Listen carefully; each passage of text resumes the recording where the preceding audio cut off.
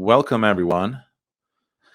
Before we start, I just want to mention a few important points to all our viewers. Of course, welcome. And if you're new to the channel, you should know that we do love an active chat, but it must be orderly. So please do use common sense. And to the moderators, first of all, thank you for the work you do. We can't do this without you. And second of all, please do be vigilant and strict because the chat must be clean, and I expect a bit more activity now than we usually get. And third of all, I just want to say to all of you watching and listening that this is a golden opportunity for you to send some questions and comments through Entropy, because this is a brilliant opportunity to ask questions to E. Michael Jones and Jared Taylor, and also to do a good deed, because the super chats we get through Entropy helps keep us in business. So your support reinforces our work. So please do send in questions and comments through Entropy, and we'll go over to a question session, a Q&A at the end of the debate. And you'll find the address on the screen. It's entropystream.live/GTK. So now this is the moment that we've all been waiting for. This debate has been almost 2 years in the making. It was in late 2019 that I decided to organize a debate between E. Michael Jones and Jared Taylor. And the reason is, first of all, that I love debates. I love watching them and analyzing arguments. And the second reason is that I was listening to an interview with Dr. Jones where he made some claims that I find interesting. And I think they are claims that should be discussed and taken seriously, because I hear them often from many different people. And those were claims such as that there is no such thing as race, that the white race doesn't exist, and that the only difference between countries like Germany in Europe and Tanzania, countries in Africa, is Christianity. That Germany became Christian long before African countries, and therefore has accomplished more, so that it is religion and not biology that explains the differences. So I contacted both men to invite them, and let me just take a little drink of water. And after a few messages back and forth, they both accepted my invitation. So we announced the event in January of 2020, and it was supposed to take place at the Skanza Forum in Zagreb, Croatia, on May 2nd of 2020. And so that's almost a year and a half ago.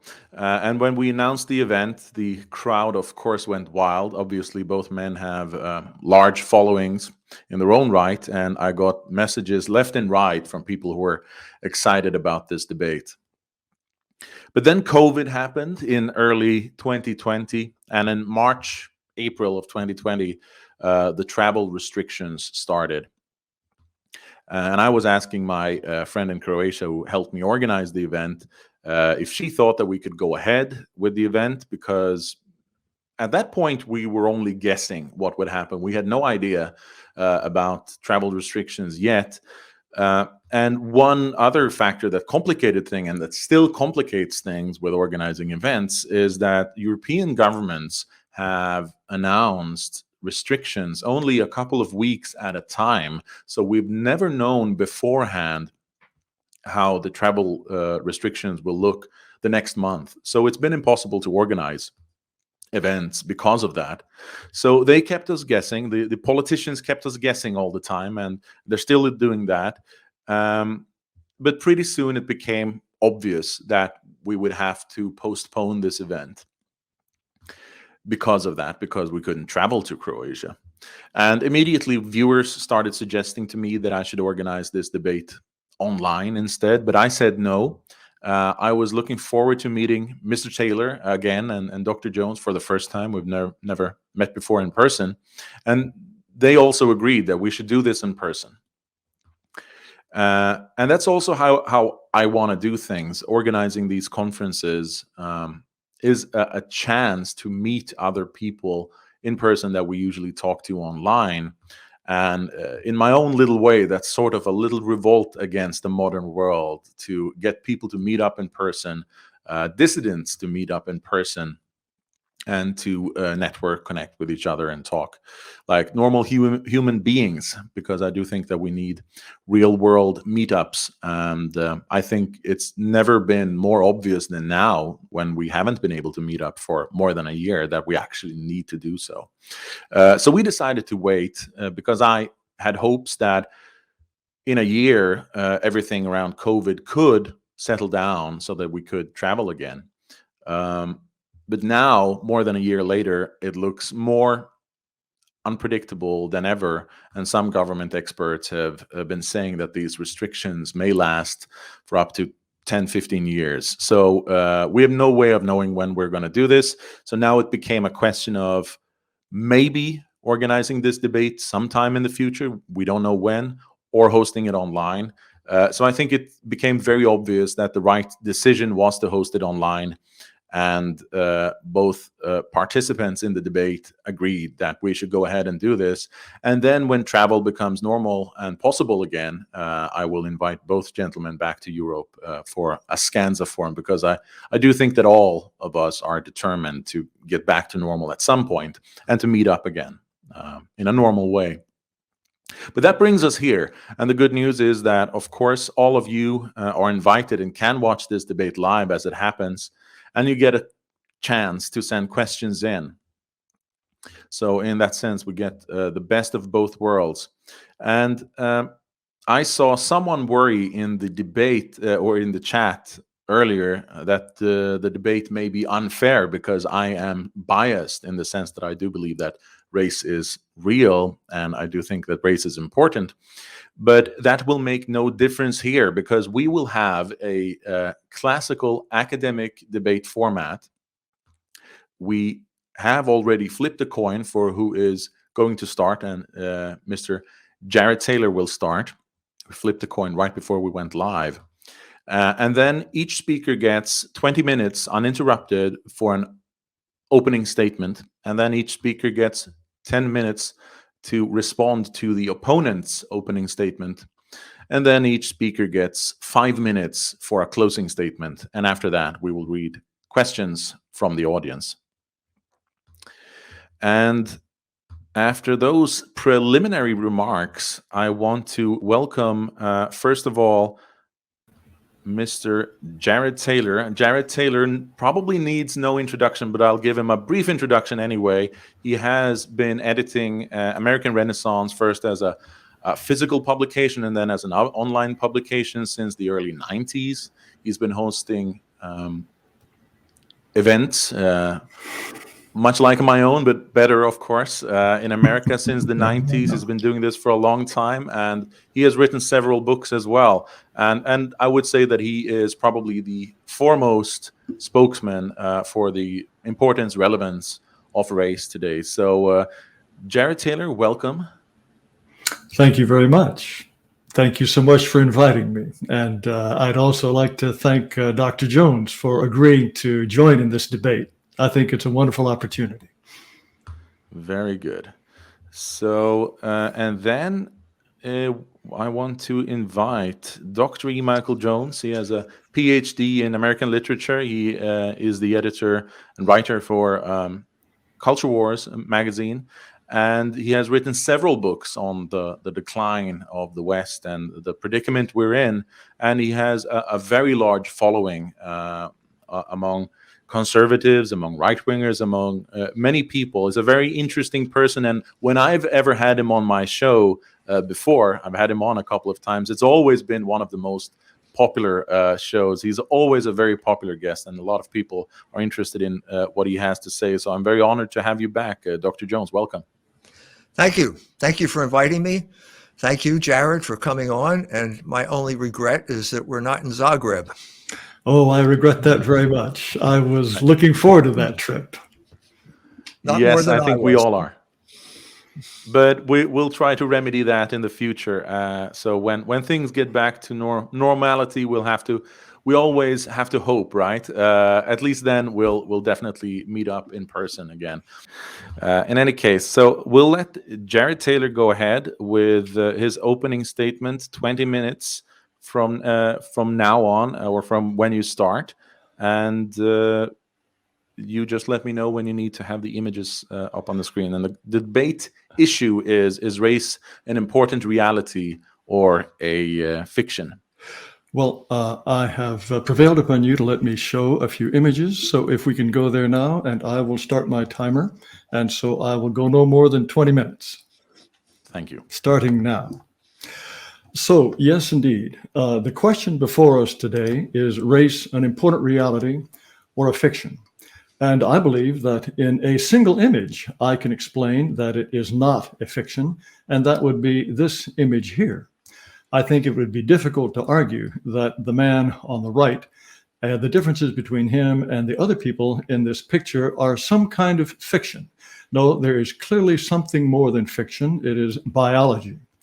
And even if one accepts the fashionable view that race is some kind of social construct, I would also point out that subjectively, race is real. Race is not a fiction. Look at these people. These people clearly believe that race is an important part of their individual and group identities. Anything that motivates people in this fashion is unlikely to be a fiction. I would also argue that people have been noticing race and not considering it a fiction for thousands of years. What we have here is an image from the Egyptian Book of Gates. This is 2,500 years old. And this book distinguished between 4 races of man. At that time, the Egyptians were familiar with what they called Libyans, Nubians, Asiatics, and Egyptians. I'm sure that if they had been familiar with Caucasians and Eskimos, they would have made a distinction between them as well. And biological distinctions have been observed, noted, and their significance has been taken for granted throughout antiquity. This is a book called The Invention of Racism in Classical Antiquity, and I would like to quote from a passage that appears on page 148. There's a long-standing tradition in Greek and Latin literature of idealizing the concepts of unmixed origin, pure lineage, and autochthony. That means belonging to the land, having been the first people there. This entails explicit statements that intermarriage between peoples produces descendants of inferior quality, physical, mental, and moral, while consistent marriage between men and women belonging to the same people will result in superior human beings.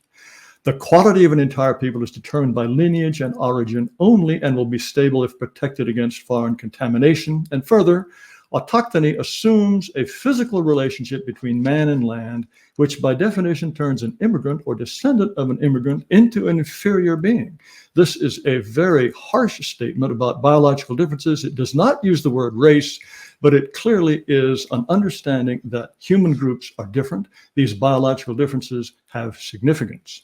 And you will find statements like this throughout antiquity. And I will quote you simply just one, and this from an Arab, neither a Greek nor a Latin. This is from Ibn Khaldun. He writes another harsh thing.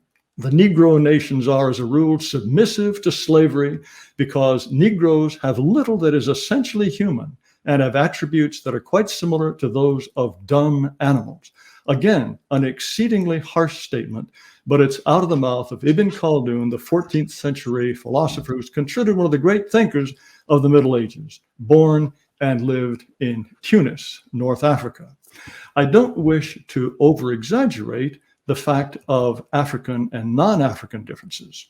I would like to point out that Asians, when they encountered Caucasians, they were likewise struck by how different they were physically and temperamentally. As probably some of you know, Japan was locked up for 300 years in a system known as Sakoku. And in the 19th century, when the Americans came along and opened up the country, they were quite an astonishing phenomenon to the Japanese. Here is an artist's depiction of an American by a Japanese in the late 1860s. As you can see, this artist is struck by the differences between his people and these aliens, these physical, astonishing differences. Of course, now that we have entered the modern era, we have far more scientific ways of evaluating and detecting these differences. Here is a scatter plot of something called a principal components analysis. As you can see along the right-hand side, top to bottom, these are geographical areas that are distinguished genetically, mind you, and in different colors. And although it is top to bottom on this graph, we are traveling east to west. And as you can see, it starts with East Asians who are blue. Then we get Polynesians, Americans, this is Amerindians, Central Asian, all the way out to Europe. This is an analysis of the actual genes of people, and it lines up perfectly with what we understand their origins and their geographical locations to be. Africans are way out here on the left because they are genetically so different from people who are non-African. I would add that these principal component analyses can make very fine distinctions between even smaller groups within races. Here you can see East Asians, Southeast Asians, Pakistanis, also Indians. And if you notice here, Indian Brahmins here on the left, you can see in dark blue, as opposed to Indian lower caste. These are people who've been living side by side for a millennia, and yet they have remained so genetically distinct through the caste system that principal components analysis can distinguish them essentially unerringly. Now, this principal components analysis is something that we associate with very sophisticated genetic analysis, but for just $100, 23andMe will tell you in a very fine-grained way what your genetic heritage is. This is 23andMe's principal components map that plots out the different European groups according to where they live, simply by distinguishing between them on the basis of a cheap, very inexpensive genetic test. So you have Bulgarians, Denmarks, Druze, Finnish, French. You have all of these different people who are distinguished unerringly by the genes that they carry within themselves. And this is, as I say, so clear and so distinctive that if, for example, you were to send in your DNA to 23andMe, and imagine that you came back with results like this. Here is someone that 23andMe determined was 100% Northwestern European, 94% British Isles, a little bit French and German, and the rest unquestionably Northwestern European. This happens to be a person whose ancestors came to the United States over 300 years ago, but the genetics remain what they were, and they reflect the nature of this person. This person cannot but be a white person. A white person, his genes say so, his appearance says so, and this is not some kind of fiction or some kind of optical illusion. I would point out that it is a surprise to many people to realize that the races can be distinguished quite accurately by the microbes that choose to live in your mouth. This is a study called Oral Bacteria Create a Fingerprint in Your Mouth.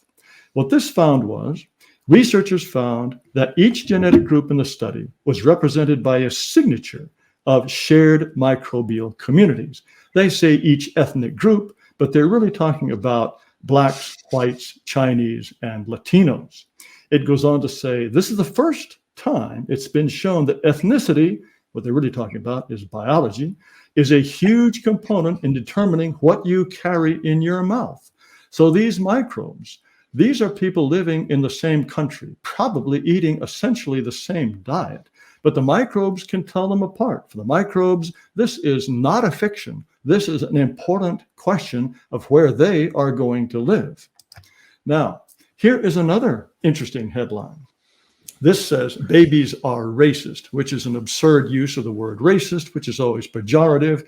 But as you see in the highlighted text at the bottom, this study found that babies often develop a preference for faces of members of their own race by the age of 3 months. This is before they can even talk. This is certainly before they can tell fiction from nonfiction. This is certainly before they would be human beings who care about social constructs at all. They can tell race because race is real. Race is something they notice, and it is by no means something that is insignificant in their own lives. I would go on to point out that race is a very important distinguisher in the terms of disease. Different racial groups have vastly different rates of certain kinds of diseases. Cystic fibrosis, for example, is vastly more common among whites than of any other racial group. And every race has diseases that it is more likely to suffer from. Blacks, for example, have much higher rates of prostate cancer than whites. And the genes that account for every bit of this difference have been established. This is not a fiction. And for a doctor to adopt Mr. Jones' point of view and to assume that race is a fiction would be, in my view, malpractice. After all, this article says, what to know about Bidil, the first heart medication marketed specifically for Black patients. It's marketed specifically for Black patients because it works on Blacks and no one else. Again, this is not a fiction. This has to do with chemical pathways and the physiology of different human groups. Ordinarily, this kind of straightforward assertion of the reality of race never occurs in the mainstream media, but occasionally, very occasionally, it sneaks in. Here in the New York Times is an article called How Genetics is Changing Our Understanding of Race. Here, race is in scare quotes, but the text is, and I extracted it here, I'm worried that well-meaning people who deny the possibility of substantial biological differences among human populations are digging themselves into an indefensible position, one that will not survive the onslaught of science. Science tells us race is real and racial differences are significant. In the animal kingdom, what we call race is known as subspecies. Here is the Wikipedia definition for subspecies. When geographically separate populations of a species exhibit recognizable phenotypic differences, biologists may identify these as separate subspecies. A subspecies is a recognized local variant of a species. And when you think about the human races scattered around the globe, this is a perfect example of a definition of race. And please note the Sunda Island tiger here. As it turns out, there are 9 subspecies of tiger. 2 are extinct.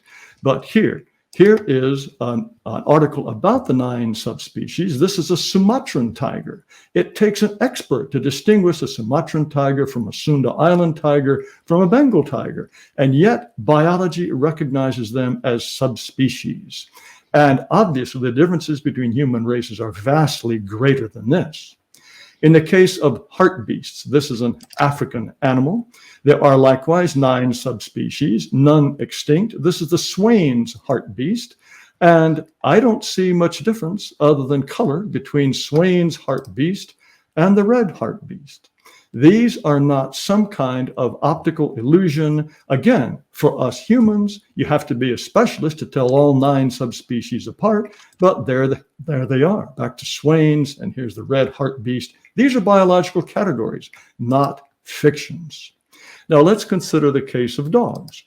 As it turns out, the human subspecies, the aspects of the genome that differ from race to race account for about 15% of the human genome. In the case of dogs, the difference is 30%. And as you can see, the tremendous variety in races or subspecies of dog. Would anyone say that these differences in physical appearance, temperament, intelligence, are these some kind of fiction or social construct? I think it would be very difficult to say that that was the case. Likewise, here we have an article that goes all the way back to 1992. If races don't exist, why are forensic anthropologists so good at identifying them? A forensic anthropologist is someone you call in if you discover a body that is decomposed to the point where you can't tell if it's a man or a woman. All you've got is bones. Well, forensic anthropologists can tell the race of a body with no trouble at all. I would go further and point out that people are spending millions of dollars trying to get artificial intelligence programs to do medical diagnostics. And they have gotten programs that can read x-rays. They can read x-rays better than human beings can. But to the surprise of a team that put together a recent AI program, not only can they see things that humans can't, they can see race, even though the team that did the programming didn't teach it about race. It was there whether the people programming it knew it or not. And they can tell race from an x-ray of a hand or a foot or a chest. Moreover, they could tell the race, distinguish the race, even when the quality of the x-ray was so degraded that a human expert couldn't make head or tails of it at all. Well, were the people who programmed the AI delighted by this? No, they took the view of Dr. Jones. They think race is a fiction. They were appalled that artificial intelligence was able to detect race. And here is a tweet by one of the people who led the team. He says, medical AI, artificial intelligence, has the worst superpower, racism. AI can do something humans can't. Recognize the self-reported race of patients on x-rays. This gives AI a path to produce health disparities, as if simply noticing a biological difference that is consistent in all the x-rays, that is somehow going to give AI a terrible superpower and make it guilty of racial discrimination and mistreat certain groups rather than others. This is the kind of foolishness that race denial leads us to. Now, I've concentrated on biology because that is the area that it's fashionable to say silly things like race doesn't exist. Of course, it's not just biology. Biology is reflected in temperament and, most importantly, in intelligence. The races, on average, are not equal intelligence, but this is something that terrifies our rulers, to the point that we have an article in Scientific American. It asks the question, should research on race and IQ be banned?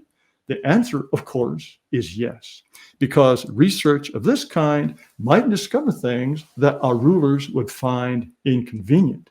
So here you have a magazine presumably devoted to science that takes the same view as the people who programmed this artificial intelligence.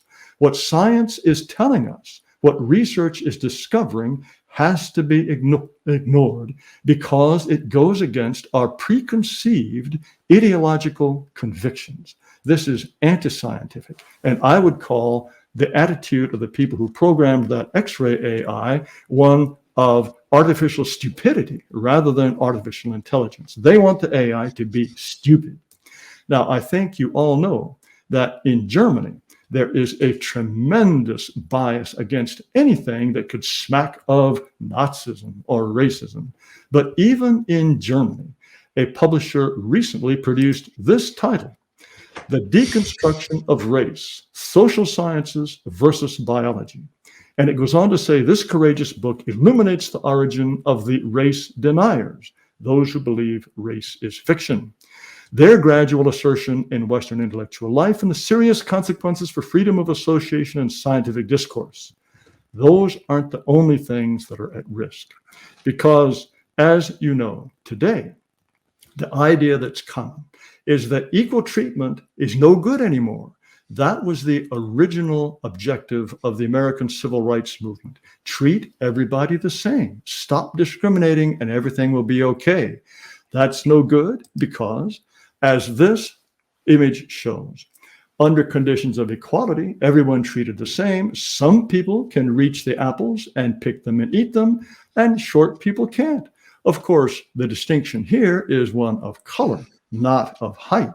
And so the solution is to treat people differently. This means this darker person on the right can now reach the apples and eat them happily because he is being treated differently. Equity means treating people differently. The poor people who ran the civil rights movement, the whites who agreed to that, they never would have dreamed that the objective was going to be to treat people differently. Of course, as we know, equity is not the result. This is more like the reality that happens. Instead of this resulting in some kind of happy conclusion in which everybody ends up equally in the same place. If they do end up equally, it's because the tall guy, in this case, the white guy is being trampled by those who could not reach the apple the way the white guy could. This is one of the obvious reasons why race must not be ignored. It is on the basis of race that white people are being made to blame for every shortcoming. Every time a non-white person cannot reach the apple, it's the white man's fault. And if this continues, what we see here as reality, in other words, the white man on the ground being trampled on by those who are reaching for the apples, and the white man doesn't get a single one. This is what is in store for us if we adopt my opponent's view and say that race is not only unimportant, but that race is a fiction. And I believe that's the end of my 20 minutes. Thank you very much.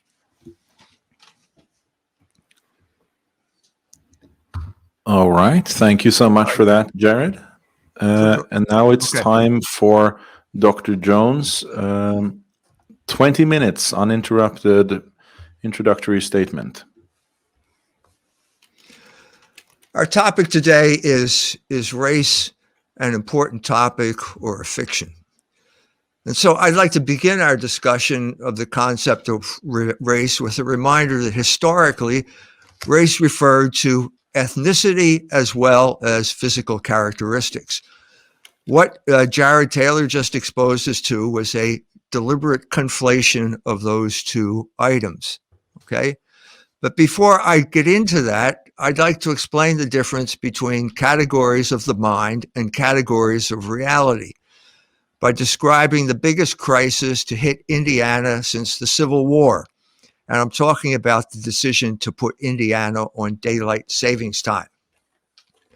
On April 29, 2005, with heavy backing from Governor Mitch Daniels' economic development plan, and after years of controversy, the Indiana General Assembly passed a law stating that effective April 2, 2006, the entire state of Indiana would become the 48th state to observe daylight savings time. What no one knew at the time was that Indiana had weathered a similar crisis in the 1970s by refusing to reset their clocks twice a year. The unsung heroine in the time change battle of the 1970s was a woman who called into a talk show and opined that her lawn was already brown and that one more hour of sunlight would kill it completely. That argument carried the day in Indiana for almost 40 years, and it was in that woman's honor that I wrote what is probably the only song in existence on daylight savings time. The more philosophically minded among you may have noticed that there is a flaw in her argument. She made a category mistake by confusing categories of nature or reality with categories of the mind.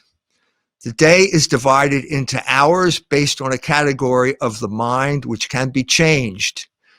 The year is based on a certain number of days, which is fixed and cannot be changed. What does all this have to do with race?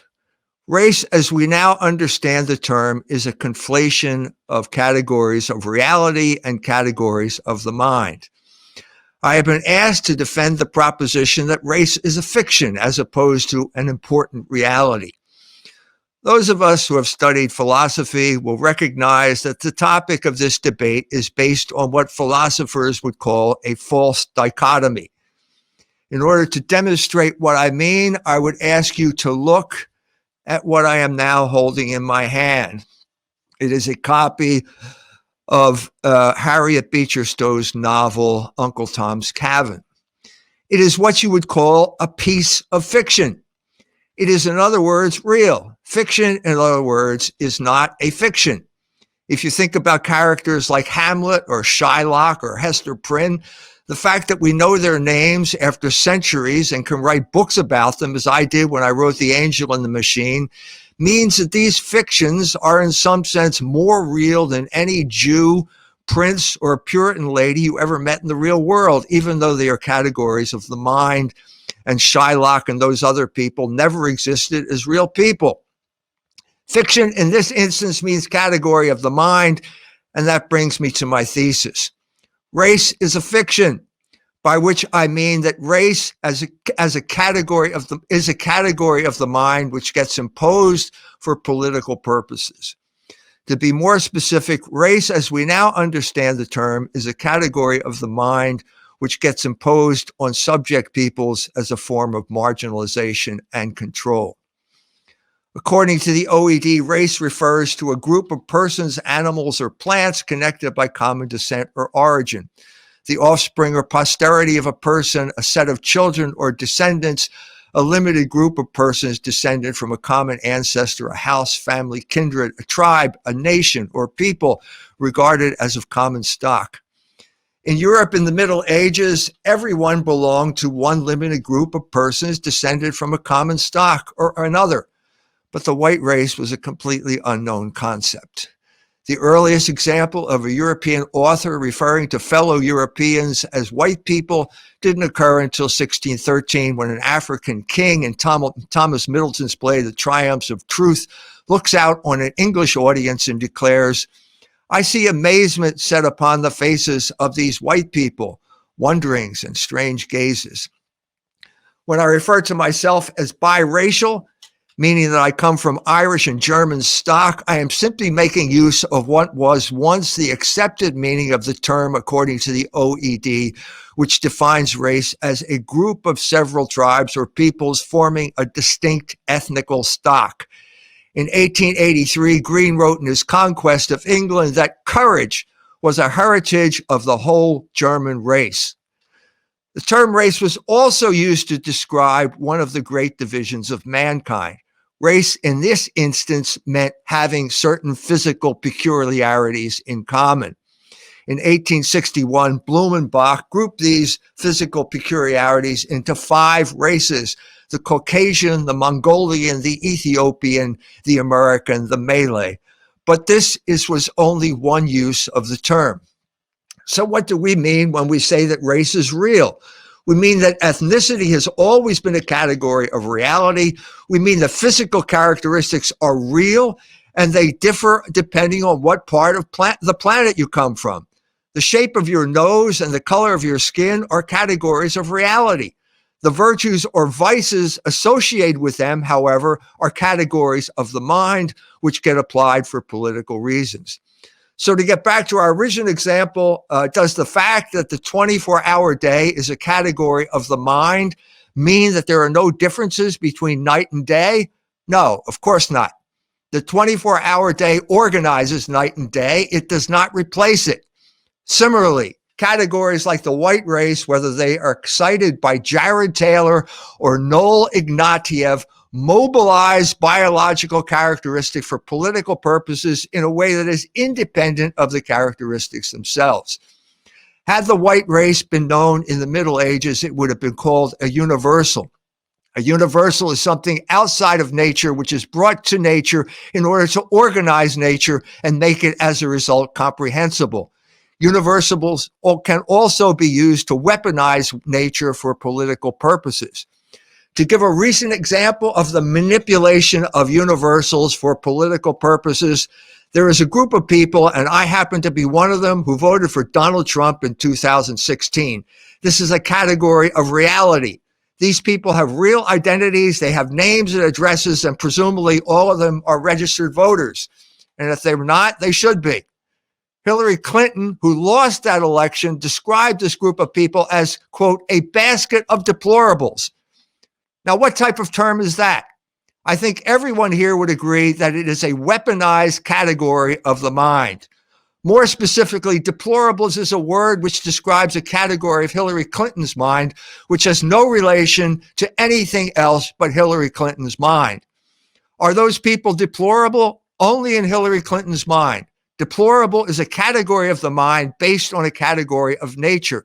It is similar to the term feminism, another term which is based on a category of nature, namely woman, but which has been weaponized for political purposes. This becomes apparent when we move from woman to women's rights and from women's rights to abortion. By commandeering the term woman, which is a category of nature, feminists hope to coerce agreement to propositions which are nothing but categories of the mind. The term deplorable is also a form of identity theft of the sort which took place last summer in St. Louis when Umar Lee, who started off life as a white boy, became a Negro when he went to high school and ended up as a Muslim, described the people who wanted to prevent the removal of the statue of St. Louis as white supremacists. When they gathered around the statue, that group of people could be seen praying the rosary, which indicates that they were Catholics. If Lee had identified them as Catholics, however, he would have lost that battle. In fact, when I identified them as Catholics in an article in Culture Wars, he did lose the battle. That statue is still standing because Catholics still have rights and white supremacists don't. White supremacist was a category of the mind, but Catholic was a category of reality. Critical race theory is based on sociology.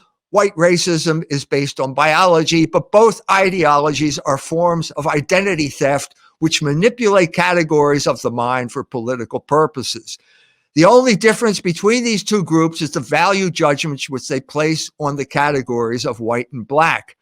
In both instances, what began as a description of physical characteristics based on a category of nature gets magically transformed into a category of the mind whose purpose is to justify economic injustice. This is true of 17th century Virginia, where the planter class decided to divide the working class according to skin color, thereby ensuring a docile workforce in which working class whites were considered superior to working class blacks.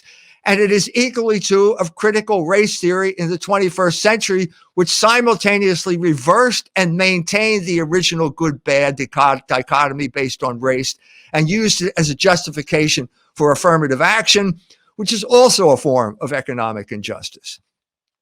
If I asked everyone watching this debate if they were white, most would agree they were. But if I asked them if they were a Mzungu, I would probably get a different response. If you ask me if I am a Mzungu, I would have to say yes, but only when I am in East Africa, because Mzungu is the Swahili word for white guy. You're a Lithuanian if you speak Lithuanian and live in Lithuania, but you're not a Mzungu until you arrive in East Africa. This mutatis mutandis is precisely what happened to Europeans when they emigrated to America. Before their arrival, they had no understanding of themselves as white because both black and white as categories of the mind are dependent on geography and culture, even though the features that make up our understanding are categories of nature, which are independent of context. Because there were no black people in Lithuania, Lithuanians did not consider themselves white. In Vilnius, they were known as Lithuanians. But when Martin Luther King showed up in the Lithuanian neighborhood in Chicago known as Marquette Park, they became white largely because they dared to oppose King's attempt to take over their neighborhood. White is a category of the mind, which even then in 1966 had been weaponized to dehumanize the people it got applied to in order to defeat them in an undeclared war.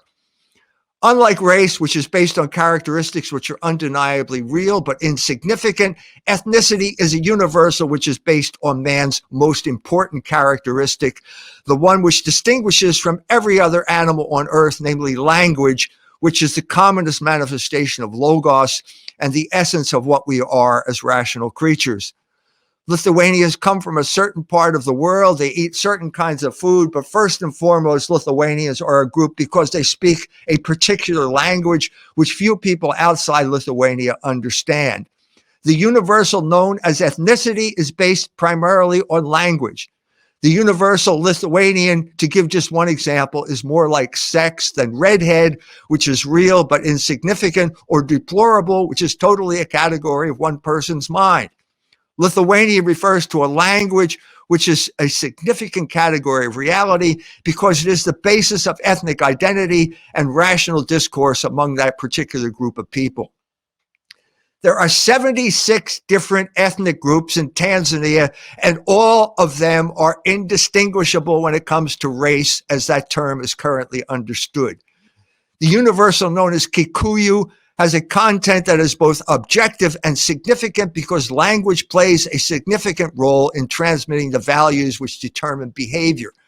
The universals known as black or white, on the other hand, while based on the objective realities we have already discussed, have no significance or meaningful content because racial differences have no effect on behavior or identity, other than what gets projected on them as categories of the mind. Categories of the mind can become universals which determine behavior. I once wrote an article on motorcycle culture in America after visiting the famous biker rally in Sturgis, South Dakota. At the high point of that festival, I was told, someone yelled, "Hey, asshole," and everybody turned around. Is asshole a universal based on a category of nature or a category of the mind? Well, it's both. It's a part of the human body and a category of the mind which gets used as an insult. Why do I bring this up? I'm saying that if you identify as white, you were like the biker who turned around at the biker rally when someone yelled, "Hey, asshole." Because like asshole, white is a derogatory term which allows those in power to deprive those who identify as white of their rights. In the wake of what happened in Charlottesville, it is clear that white is not only a category of the mind, it is also a clearly derogatory term somewhere between deplorable and asshole. Anyone who adopts the term is internalizing the commands of his oppressors and asking for trouble. Compare what happened in Charlottesville, Virginia, with what happened in Richmond more recently in the same state. There, the universal was gun owner. And because of that, no one went to jail, in spite of the fact that many of the same people probably showed up at both rallies. The difference lies in the universals which got applied to them. Gun owner is a universal which is based on a category of nature which entails rights still guaranteed by the Constitution. White is a universal which has some insignificant with reality, if we're talking about skin color, shape of nose, etc. But that universal has become a category of the mind or a fiction which now gets applied with a political purpose in mind. White people, unlike gun owners, have been deprived of their right to free speech and their right to assemble. Charlottesville is proof of that. This leads me to my conclusion. Race is a category of the mind which gets weaponized for political purposes. Thank you. All right. That brings us to the second segment, which is the response or reply segment. So Jared Taylor has 10 minutes to reply to Dr. Jones's opening statement. All right. Very good. Dr. Jones made a distinction between the ethnic and the physical, the ethnic and the race. He says ethnicity is real, whereas race is trivial. And he made several arguments in favor of this. One was that Europeans, until they ever met people who were not of the same race, didn't realize they were white. Well, how could they possibly have realized they were white? This was a physical reality that had never come into contact with the physical reality of someone of a different race.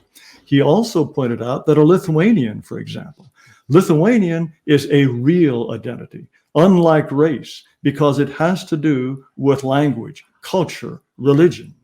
The fact is, if a Lithuanian moves to Germany, or if a Lithuanian moves to the United States and ceases to speak Lithuanian, he may even adopt a different religion. What he becomes is white, because yes, there are ethnic differences among white, but biology remains the same. This is something that we carry with us no matter what language we speak, no matter what religion we would profess. Mr. Jones has also said that this is something, race is something that has been imposed upon us by people who wish to manipulate us. On the contrary, race is something that every human being notices and marvels at. Every time someone of a different race for the first time meets someone of a different race, it is an astonishing thing. When I was traveling in Africa in the 1970s, I went to places where very few white people had ever showed up. And one of the things that adults would do, and they got a great joy out of this, would bring a toddler, a 2-year-old or a 3-year-old up and push him in my direction. They were so astonished at my appearance, my strange blue eyes and my funny color, that they would scream in fear. These people were not reacting to some category that had been imposed upon them by people who wished to exploit us. They had just never seen someone who looked like me. They were astonished by it. Mr. Jones has also tried to emphasize the difference between categories of mind and categories of reality. I believe he has put the argument entirely on its head. Race, as I have already demonstrated, is a biological reality that is utterly irrefutable. And then to turn around and say, oh, it's nothing more than a few trivial physical differences, that is imposing a category of mind on a reality and perverting that reality. Mr. Jones has also argued that the meaning of the word race has changed over time. So what?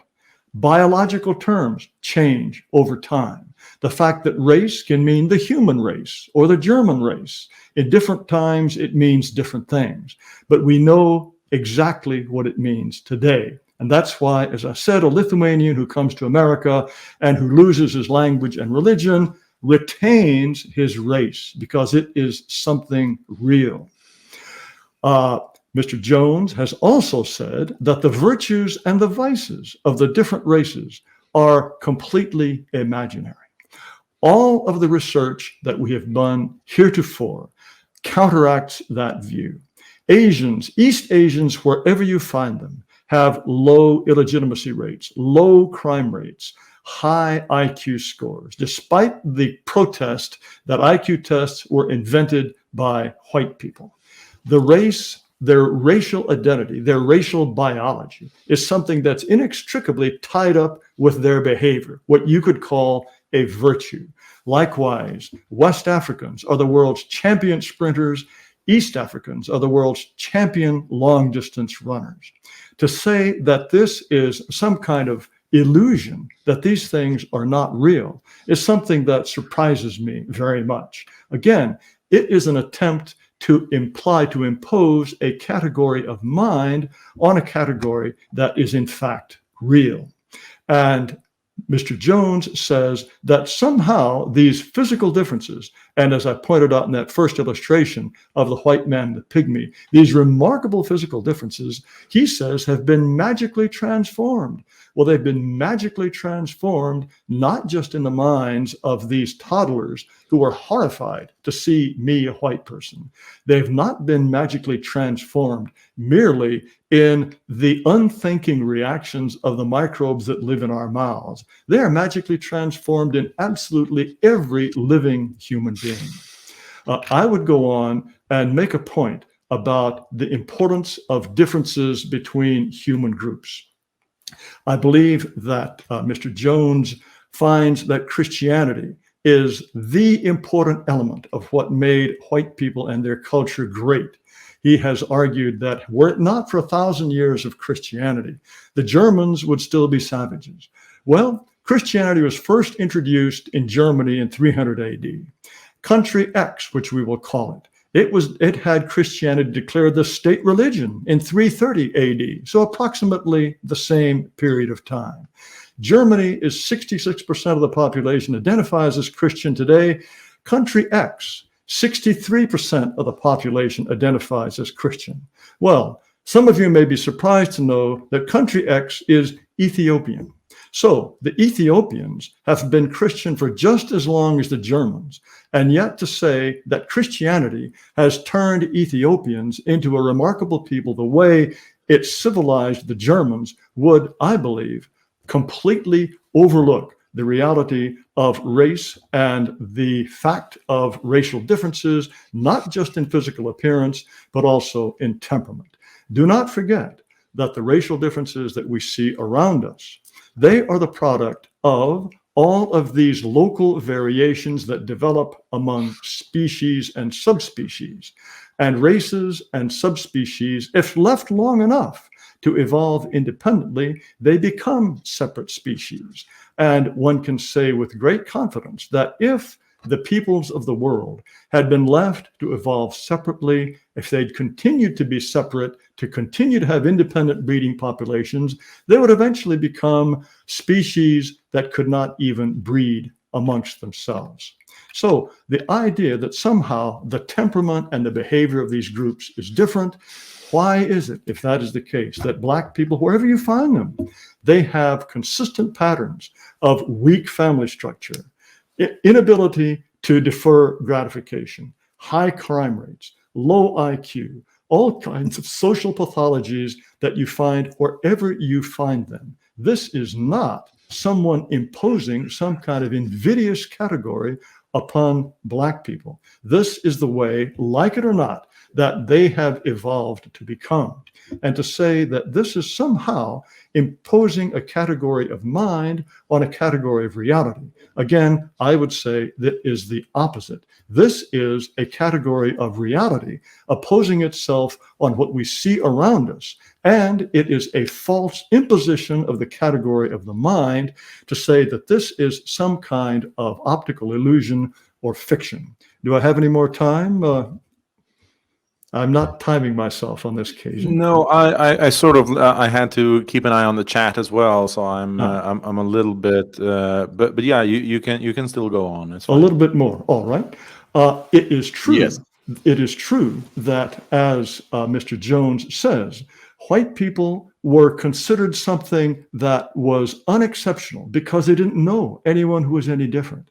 At the same time, it was natural to assume that whites and Christians were the same thing. There's a remarkable passage in Treasure Island by Robert Louis Stevenson, in which Jim Hawkins on the island, he stumbles across a castaway who's been left behind on the island. And what does the castaway say? He says, "I'm poor Ben Gunn, I am. I haven't spoke with a Christian these 3 years." In Ben Gunn's eyes, a Christian and a white person is the same. Hilaire Belloc in 1920 wrote, "Europe is the faith and the faith is Europe." Well, that was 100 years ago. And that was completely ignoring the reality of Armenian Christians who became Christianity the state religion even before the Roman Empire, ignoring the reality of Ethiopians who've been Christians for as long as Germans. And it ignores the fact that Christianity is now an increasingly non-white religion. To say that Europe has been influenced and influenced profoundly by Christianity, I would agree. The art, the architecture, and so much of the way Europe has taken shape. All of this is deeply, deeply, intimately involved with Christianity. But even without Christianity, we would have developed a remarkable civilization, one certainly not found in Ethiopia or in any part of Africa. Likewise, if you look at the achievements of the Greeks, the achievements of the Romans, they were not Christians. But we find our roots as much in Greece and Rome as we do in Christianity. And so, yes, Europe in 1920 was the faith, and in 1920 the faith was Europe. But this no longer is something that characterizes us. We would have been white, we would have been European, we would have been the creators of a magnificent civilization with Christianity or without Christianity. Again, if we're talking about characteristics of mind, categories of mind, the category of reality is the one that is based in biology. It's the one that we are left with when we are stripped completely of any kind of ethnicity, whether it be language, whether it be religion, whether it be the way we're raised. Whatever happens, we remain Europeans. And that is why wherever you find Europeans, you find a kindred civilization. It is a civilization that is colored by Christianity, but I don't for a moment believe that it's one that is dependent on Christianity. And even as Christianity wanes throughout the Western world, those characteristics that white people bring with them, wherever they go in the world, they remain. And the idea that race is some kind of fiction, I believe that this is exceedingly dangerous, because it can lead to the view that if white people are replaced in their homelands, they're being replaced essentially by themselves. So it makes no difference If the United States becomes majority black, it makes no difference. If Italy becomes majority pygmy or Eskimo, it makes no difference because race is a fiction. I would argue, and I believe that our intuitive understanding of the way the world works tells us that if those changes happen, those nations will cease to exist in any realistic sense. They will not be part of the West. They will not be part of Western civilization. And by letting those who are unlike ourselves, not just biologically, but temperamentally, physically, in their propensities for different forms of action, different diseases, we risk the greatest challenge that we as Westerners have ever felt in the history of Western man. All right. Dr. Jones, your turn to respond. If you're ready, Dr. Jones? Yeah. You have 10 minutes to respond if you like. Okay. Like feminists in general, and Hillary Clinton in particular, race theorists like Mr. Taylor base their arguments on sleight of hand, which switches in a deliberately deceptive manner from categories of reality to categories of the mind based on an equivocal use of the same word. Jared Taylor demonstrated this intellectual sleight of hand at the Skansa Forum in Copenhagen in 2018 by marshaling facts like the illegitimacy rate among blacks in the United States is 77%. In some areas in the United States, marriage has simply disappeared in black communities, whereas illegitimacy rate among whites is 30%. After citing these remarkable differences, Taylor then asked disingenuously, how do we account for them? And then mockingly answering his own question, he was going to say, the only explanation must be white racism. Race theorists believe in things like science and IQ, but they never cite studies that contradict the foregone conclusion that race is the fundamental social reality and the ultimate cause of social pathology. On IQ, it has been noted that the remarkable increase in average IQ over generational time, known as the Flynn effect, there are very large increases, demonstrative massive population environmentally caused changes in IQ. Like adoption, the Flynn effect remains a powerful rebuttal of the idea that IQ can be judged by environmental factors. Studies not cited by Taylor indicate that family and faith are more important than race in determining intelligence. When an African American or Latino student was a person of faith and came from a two biological parent family, the achievement gap totally disappeared, even when adjusting for socioeconomic status. The same study goes on to say that when a Caucasian comes from a single parent of a blended family structure, he or she loses the advantage of being white. Flynn himself has noted the following when it comes to environmental and genetic factors when discussing interracial adoption. What was different here? These half-black kids that were being raised in Germany were not being raised in a black subculture. They were just being raised by random women throughout Germany with no black subculture at all. There were subtle differences between the black and white subcultures that influenced the kids' attitudes at problem solving that had nothing to do with black and white genes. They had to do with the different kind of preschool experiences of kids in black and white subcultures. White subculture places much more emphasis on problem solving than black subculture. The present IQ gap, there is much empirical evidence that the basis of the gap is environmental. Even today, you'd have to be mad to think that the black and white environment for cognition is equivalent. Considering studies like this, Taylor's facts raise more questions than they answer. Did the number of out-of-wedlock births in the black community always stand at 77%? The same could be asked of white illegitimacy. The white illegitimacy rate, was it always 30%? Was the ratio of black to white illegitimacy always roughly 2-to-1?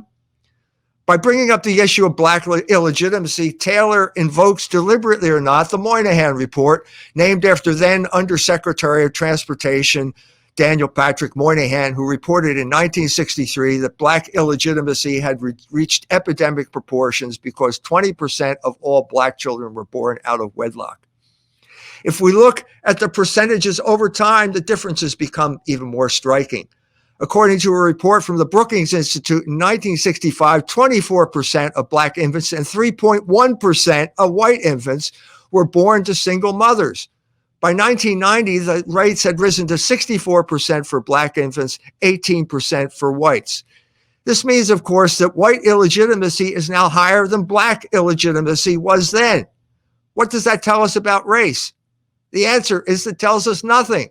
Race has nothing to do with this, but it does tell us a lot about cultural change. Upon closer examination, the real question would seem to be not so much why are Black illegitimacy rates 3 times what they were in 1965, but why did white illegitimacy rates increase tenfold over the same period of time? How would that be based on race? How is it possible? In 1965, Black illegitimacy was 8 times higher than white rates. Now it's only double white rates. If race is the main factor in predicting illegitimacy, why do we now have a situation in which whites now bear more illegitimate children than Blacks did then? Taylor gives no indication that race has changed over this period of time, but something has changed. Well, what changed? The answer to that question is that the culture has changed. And 1965 was a crucial year in this regard. In the spring of that year, the Supreme Court handed down its Griswold versus Connecticut decision, striking down Comstock-era laws banning the sale of contraceptives. At around the same time, Hollywood broke the production code, which prohibited nudity, blasphemy, and obscenity by releasing its Holocaust porn film, The Pawnbroker. Race played no role whatsoever in either of those important events, but ethnicity did, especially if we define ethnicity in America according to the triple melting pot theory, which specifies that after 3 generations, religion becomes the source of ethnic identity in America. America is made up of 3 ethnic groups based on 3 religions: Protestant, Catholic, and Jew. Estelle Griswold was the extremely white wife of a Yale professor. Birth control was a Protestant crusade which got its initial funding from the equally white Rockefeller family. Hollywood was a Jewish creation from its inception, as was pornography. The Catholics fought both groups on these issues. Race played no role in that conflict, and if race is superimposed on that conflict as its ultimate explicator, then what happened then remains forever mysterious.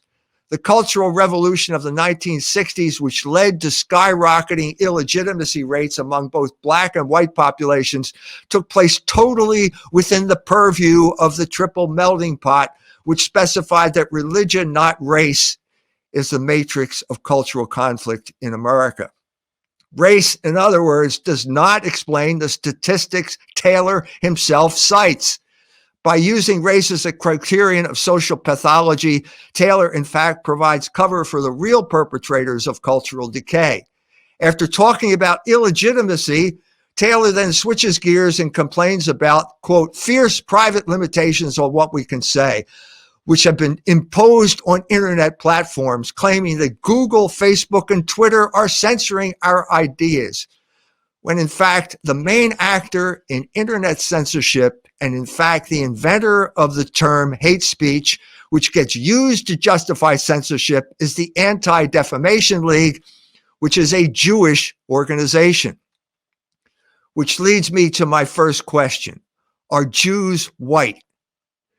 This question has already been answered for us by another Jewish organization, the Southern Poverty Law Center, which he praised on Mr. Taylor's organization, the American Renaissance.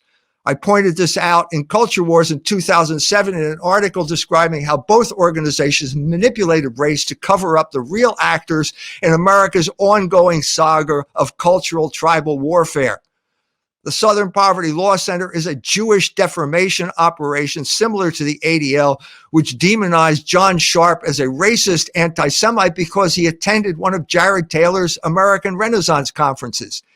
Yet if we log on to the SPLC website and type American Renaissance into their search engine, we find that the SPLC has good things to say about that organization.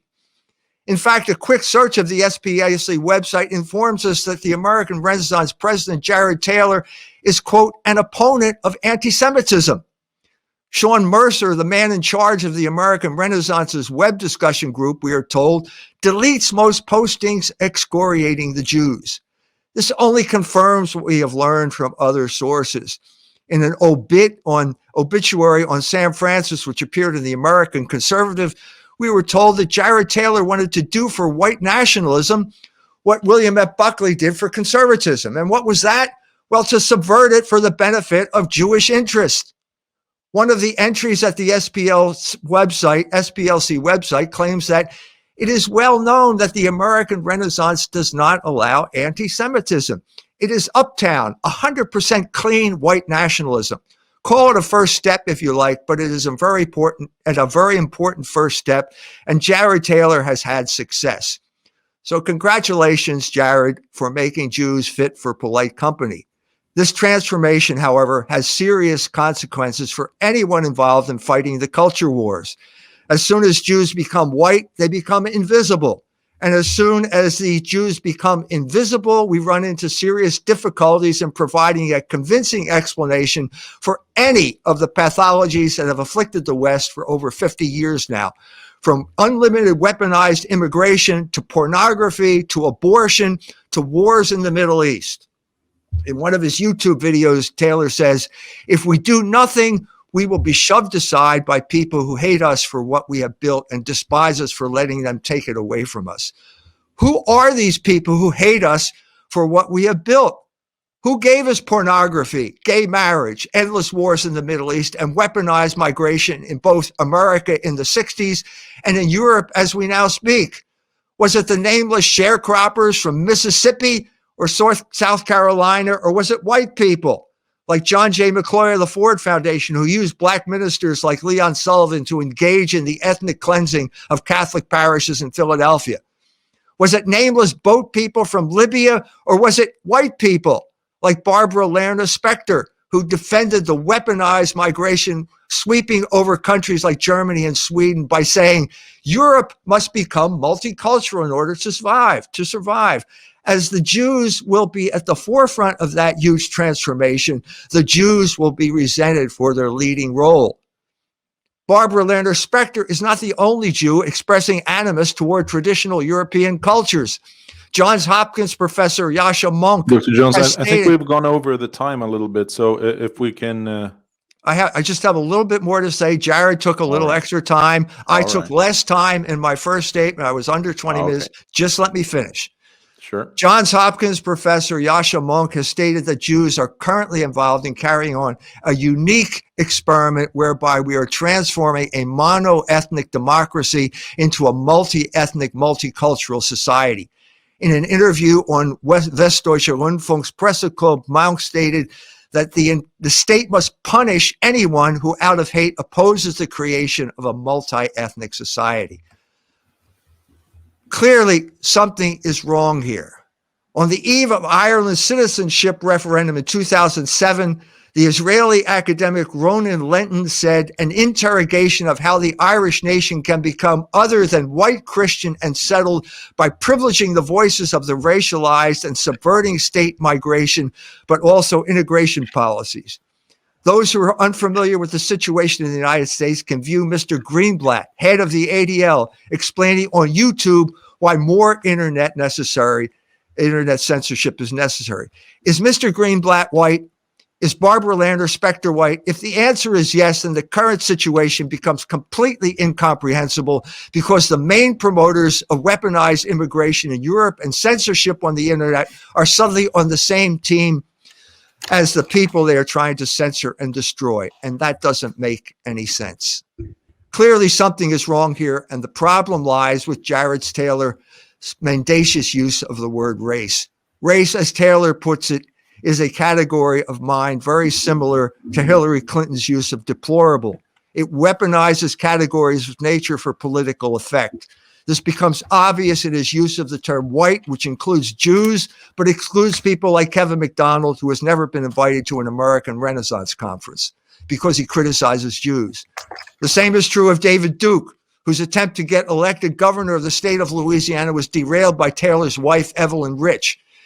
Taylor preaches racial solidarity, but he practices the exact opposite, acting as a commissar for Jewish interest and making sure that the term white conforms not to categories of nature, but to categories of Jared Taylor's mind.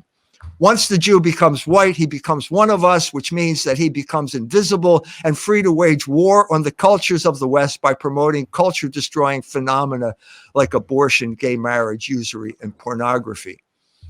By making Jews white, Taylor simultaneously makes whites Jews, turning them into unwitting accomplices in the destruction of their own culture and their own lives, as happened at Charlottesville.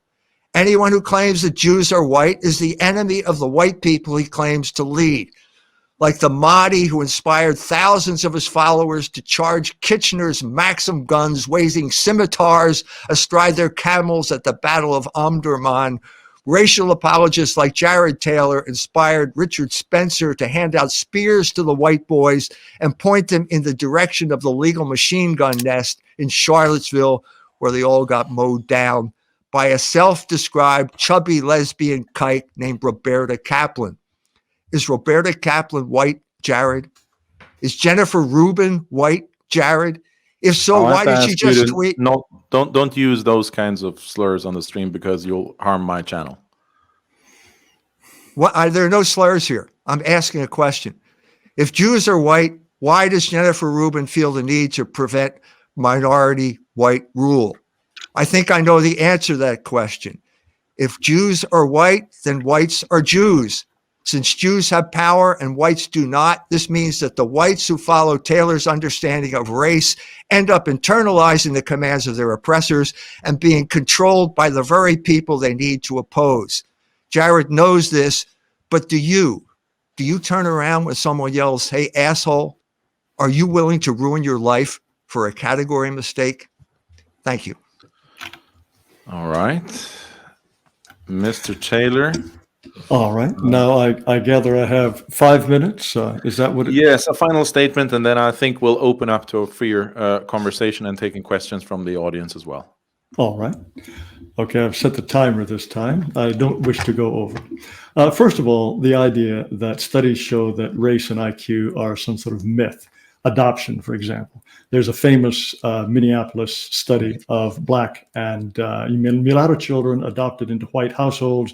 Initially, the results were favorable. The adopted children had relatively high IQs. By the time they got to be age 18, their IQs had subsided to essentially the average for Blacks in Minnesota and mixed race people in Minnesota. The idea that the Flynn effect somehow negates the fact of racial differences in IQ is silly because the Flynn effect has affected absolutely everyone. It probably has more to do with nutrition than anything else, although the Flynn effect is still not well understood. And the racial IQ gap between Blacks and whites has remained unchanged despite the Flynn effect. Yes, illegitimacy rates have changed for whites as well as for Blacks. But the point is, there is a very substantial difference that remains. And you find that difference wherever you find Blacks living in multiracial societies. Furthermore, the idea that the only real divisions in American society are Protestant, Catholic, and Jew, for heaven's sake, when there are race riots in prisons, they are race riots. When there are divisions in society, when people are marching in the streets, is it Catholics opposing the Protestants or Protestants and Catholics getting together to oppose the Jews? No, the real divisions in American society are clearly racial. And this is something that is a biological and natural phenomenon because it exists independently of what we think. Now, the question of this debate was whether race is a legitimate category or is it a fiction? The question here is not, are Jews white, and what is the legitimate role of Jews in any Western society? Those are perfectly good questions to ask. I have never, ever suggested that those questions should not be raised. I just am one who believes that there are some Jews, European Jews, those who are heavily European, who can, in fact, be patriotic men and women of the West. I think we make a terrible mistake when we assume that just because the ADL and the SPLC, they reflect an aspect of Jewish thinking that is clearly one that wishes to delegitimize any kind of racial thinking, racial consciousness among whites. That means that all Jews are always our enemies. No, I have said many times that the aggregate effect of Jewish thinking on the United States has been one that has tended to undermine any kind of healthy racial consciousness. In my mind, however, that does not mean that all Jews are our enemies, and I believe that some Jews can be accepted, as I said, as men of the West. The idea that I had somehow inspired Richard Spencer by my toadying to Jews to somehow use his white myrmidons and make them charge into the Maxim guns of organized Jewry. This to me is a quite preposterous idea. I don't know where that comes from. Also, the idea that family and faith determine intelligence. I hope that Dr. Jones will send me a citation to the study that found that as soon as you controlled for a few things, race drops away and becomes nothing, and that with the right Christian household and the right tuning here and there, racial differences disappeared. I don't believe that that's possible, and I don't think it ever will be possible, certainly unless there are some kind of remarkable genetic changes. And I would also point out that Mr. Flynn, Professor Flynn, whom Dr. Jones cited as one who suggests that race has no effect at all on intelligence. He has also said that it is entirely possible that studies of genetics will demonstrate that there could be racial differences in the distribution of the genes associated with IQ. He has also said, if academics have their way, these studies will never take place. Flynn was not afraid of the truth. He analyzed the facts and he drew a certain conclusion. He never took the view that Dr. Jones appears to take, that somehow those who disagree with him are motivated by bad faith. He was a scientist and he was not a polemicist. He was one who was always open to the idea that Richard Jensen and people like Philippe Rushton were correct in their analysis. I believe that as the science of genes progresses, it is inevitable. I would bet the next 20 mortgage payments that the genes associated with differences in temperament, differences in intelligence will not be found to be distributed equally among all the different racial groups. And I see I've come to the end of my 5 minutes, so I do not wish to go overtime. All right.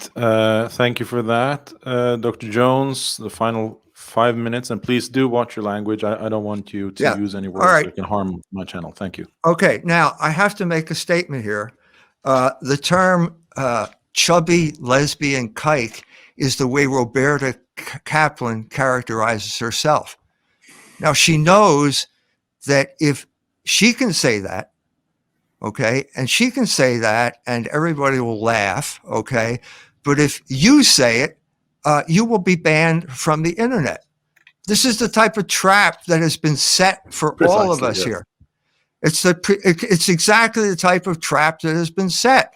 If I say that the Jews are behind gay marriage, okay, I can get banned from the internet. But if I say, even if I say, this was in Tikkun magazine, this was Amy Dean bragging about the fact that the Jews are behind gay marriage.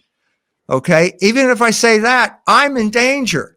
Okay. Now this is an intolerable situation here that we have all been put into. This is the war that is going on right now before our eyes, and it's got nothing to do with race. It has to do with the difference between Jews and non-Jews in this culture. Now, if you want to talk about race, look, I've already been through this before. There are definite biological characteristics. I never denied that. Okay. You can also say that it is a fundamental category of current strife at this moment. It is. Of course it is. Race is being mobilized by a certain group of people.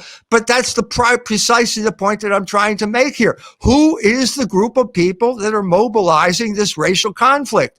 Who gave Black Lives Matter $33 million? It was George Soros.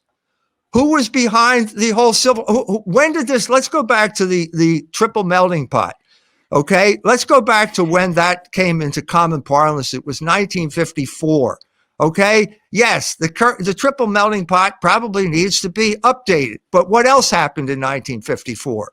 1954 was a Supreme Court decision, Brown versus School Board, which established race as a fundamental category of human existence in the United States of America.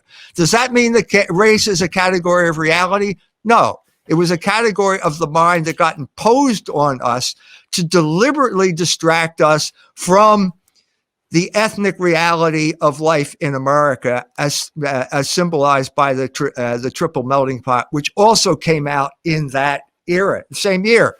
That was when the book Catholic, Protestant, Jew came out. You had the two competing paradigms at that point because the government, through its support, through its might behind race has been forever eclipsing this fundamental reality of life. I'm saying if you stick with race as your example, you're not going to understand what's going on. Not right now, not ever. You'll never understand that race can be weaponized, that it is being weaponized, and that the Jews are the people behind the weaponization. They were behind Brown versus School Board. They were behind Black Lives Matter. And if you're running interference for them by saying you're white, you will never win this battle. All right. Now I would like to open up to an open discussion.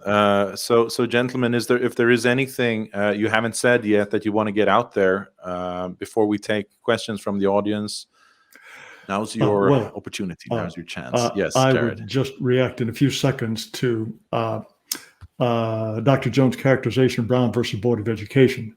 The idea that Supreme Court ruling somehow imposed race on the United States is very difficult to understand. Race existed already. That's why there were segregated schools. That's why there had been all of these laws that we're now supposed to oppose. The Supreme Court simply recognized race, but then tried to pretend that race doesn't matter. And that's a very, very different thing. That is what the current project in the United States is, to try to come up with this idea that race doesn't matter. I can almost get the impression that Dr. Jones would agree with me if I were simply to say, well, Jews aren't white. Then we'd be all happy and agree on practically everything. But as far as Brown is concerned, I believe he's entirely wrong. Brown versus School Board imposed the category of race as a part of the rule of law. Now it becomes part of the rule of law. This idea of racial integration is now become part of the law of the United States of America. It was enforced by federal troops. Okay, so that's what I mean by America taking this direction. Brown versus School Board is based on Jewish science. Okay. That's what Murray Friedman said in his book about what happened, about the collapse of the Black-Jewish alliance. That is the classic example of what I'm talking about Jews manipulating the racial situation to achieve the goal of basically dividing and polarizing America and destroying any type of unity that we had, cultural unity. All right. Any further points from either of you, gentlemen? Let's hear from the audience. All right. Well, we have a tremendous number of super chats. So I think it's probably a good idea, yes, that we go through them. Let me just scroll back and start from the beginning.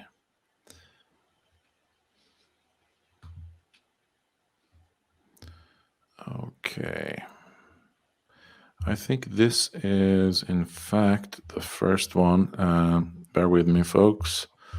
Okay, this is the first one for this particular live stream.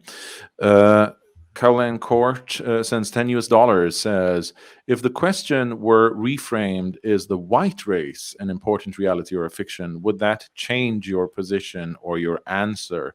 I guess this can be directed at both of you. So if the question wasn't about race in general, but the white race in particular, let's start with you, Jared. Would that have changed anything for you?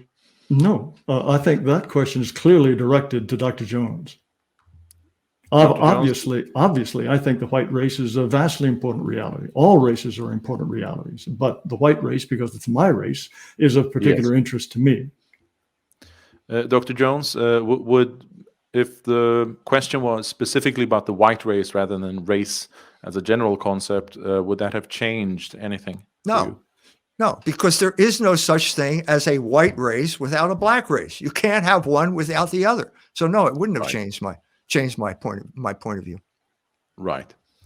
Well, before we proceed with the questions from the audience, I have one question for each of you, and I'll be so rude as to actually ask them first before we go to all the questions from the audience. And my first question is directed to Jared, and it's about what Kevin McDonald calls implicit and explicit processing in the brain. He talks about implicit whiteness, for example, when people go to concerts, they go to concerts that other white people go to, or move to a neighborhood, and they're sort of fooling themselves. But our implicit processing in the brain can be that our explicit or higher order function can override our thinking, and so we can convince ourselves that I'm not racist, but still I want to just associate with white people on an implicit level. Obviously, this is going on to a large extent in our society, that we ignore our race. And the most common objection that I get when I talk to people is that they don't outright deny that race exists, or, for example, that the white race is in danger of going extinct. They just say that they don't care because their explicit processing, as Kevin probably would say, they ignore it. They don't identify with that, so they don't care. What do you say to people who say that maybe it exists, maybe it doesn't, but I don't care if the white race is threatened? Well, because, yeah. Well, first of all, this concept of implicit whiteness, it's by no means sufficient. Yes, Right. White people live in certain neighborhoods. They go to classical music concerts. They go to farmers markets. They do things that are overwhelmingly white. But unless they do this explicitly, unless they're prepared to say, yes, this is our society and it must bear our stamp, they're doing nothing. They're running away. And whenever you ask white people, well, can you name a majority non-white neighborhood you'd like to live in? Most of them just come up stumped. So there is a preposterous hypocrisy in how whites behave as opposed to what they profess to believe. Yes, race is clearly important to them, but until they're prepared to say, yes, it is important to me and I'm prepared to do something about it, then all this implicit whiteness, as far as I'm concerned, scarcely matters. Now, when you really meet someone who says, no, I don't care if white people go extinct, I don't know if anyone genuinely believes that. I think they feel compelled by a kind of logic to say that, because if you point out that the trends that we are seeing here in the United States, immigration, intermarriage, the constant promotion of mixed marriage, then what is the ultimate outcome? I got into a debate with Professor Wilfred Riley of Eastern Kentucky State University, in which he came right out and said, 200 years from now, there won't be any white people around, and that's great. Well, if that's what he thinks, and he's a very light-skinned black guy, if that's what he thinks, I can't convince him otherwise. But I think most white people in their bones think that would be an absolutely horrible outcome. And as a consequence, the more often people tell them, yeah, this is what lies ahead if we do nothing, extinction of your biological group, I think that will motivate white people. If it doesn't, then we will go extinct. Right.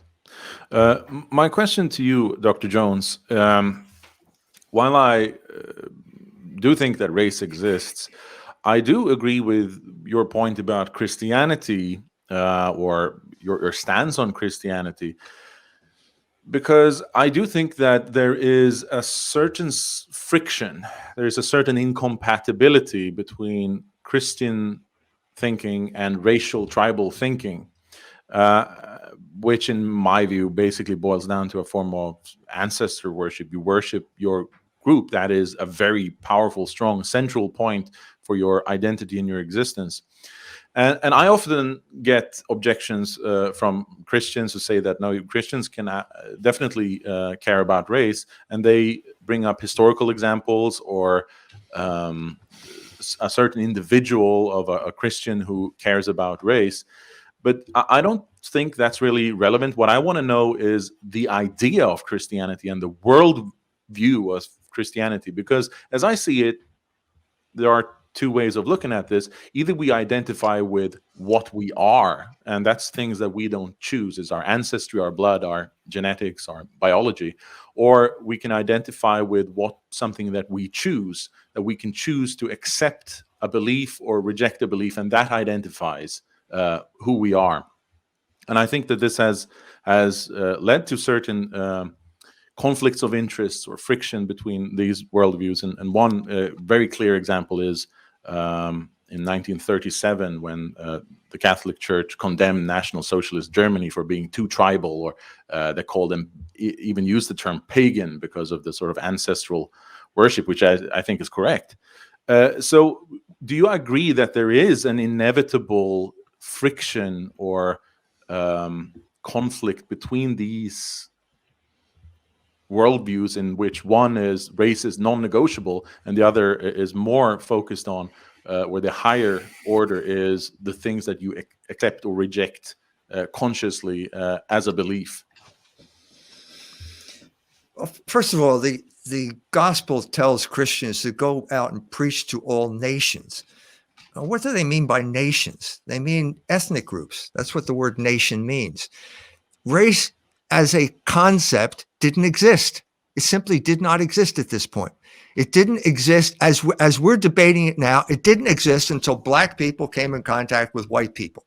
Okay. Before that, there was ethnicity. That's it. That's all there was.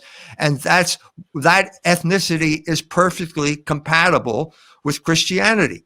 Christianity, now, let me take a step back here. I'm talking about the Catholic Church, okay, before the Protestant Reformation, okay? The Catholic Church always allowed ethnic differences, okay? It never tried to impose some type of uniform language, for example, on the people of Europe. Now, they did speak Latin, okay, as the official language of the church, because you needed a lingua franca in a country where some people spoke Hungarian. And they couldn't talk to anybody else. They needed a lingua franca, and Latin was that. But Latin allowed what it allowed was unity in diversity. That's what the Catholic Church allowed. That was destroyed by Protestantism. It was Protestant Reformation that led to the rise of national churches like the one you belong to in Norway. Okay, so your identity was as a Lutheran, you're baptized as a Lutheran in Norway, and that gives you your identity. And that identity was sufficient as far as I'm concerned. It was a form of Christianity. I don't agree with it, but it was a form of Christianity. It gave you your identity. And then suddenly Protestantism evaporated during our lifetimes here. And at that point, it initiated an identity crisis throughout Scandinavia and the countries that were basically Protestant countries, like England, for example. And at that point, you saw the rise of white identity as the thing that flowed in to fill this vacuum. Now, if you're talking about 1937 and the church's condemnation in the document Mit brennender Sorge, it is using race as a pseudo-religion. That's what they were complaining about. Because, and the interesting thing about this is it wasn't German. Okay, the word race was originally printed in German text, spelled R-A-C-E, and no German understood how to pronounce it because there's no such combination of letters. So what they had to do was change it to Rasse, R-A-S-S-E, and then you could produce it. And that was simultaneous with the rise of Hitler. Why did Hitler feel obliged? First of all, where did he get the idea? He got it from America. He got it from Madison Grant, okay? And Madison Grant used to wave that letter around from Hitler, thanking him for giving him this idea of racial ideology. It was not German. The German word is Volk, and Volk means ethnic group. And why did Hitler feel the need to do this? Because he could not resolve the Protestant Reformation, which divided Germany into two mutually exclusive groups.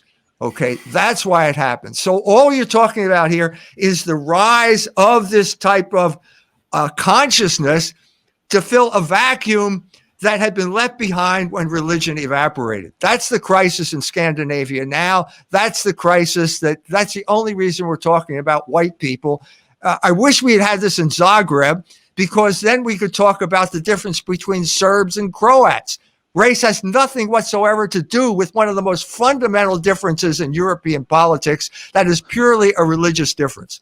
Yeah, but let me just give you one concrete example, and then we'll move on to other questions. But France is a traditionally Catholic country. France has a huge number of North African or Muslim immigrants.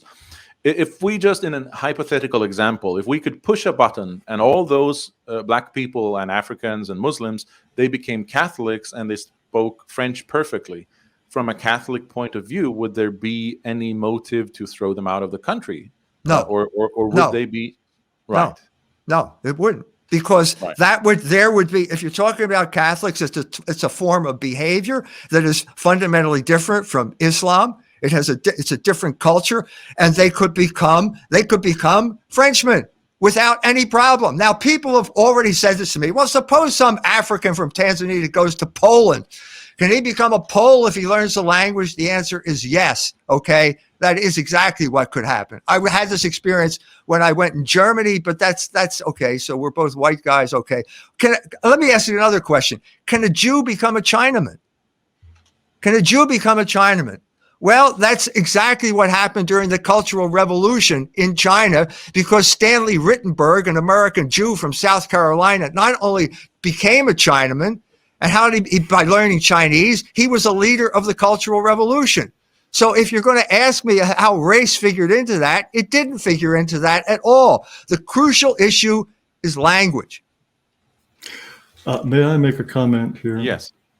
The idea of an African becoming a Pole if he learns Polish and becomes Catholic seems quite preposterous to me. We've had blacks in the United States since 1619, as the New York Times never fails to remind us. They speak English. They are more professing Christians than they are whites in the United States. And yet the division between their behavior, their loyalty, their actions, all of these things seem to increase the more actual formal equality they have. So the idea of an Ugandan becoming a Pole seems to me to be vastly unlikely. Yeah, I did. Some Polish guy wrote to me and he said when he went to school, there was a black girl there. And the black girl is there at school, and she's having lunch. And the Polish kid came over to her, and he said, "I didn't know Negroes ate sandwiches." And the black girl says, "Well, now you know." So it did happen. It did happen in Poland. And the second point here is, secondly, the United States is, I've made this claim before, maybe people forgot it, but race has been weaponized as a category of the mind throughout the United States history. Of course it has. Who's denying that? Am I denying that there was racial conflict in the United States? Of course not. I am saying that it was weaponized by a certain group of people that no one's allowed to talk about. And you are convinced that if 5 million Ugandans moved to Poland...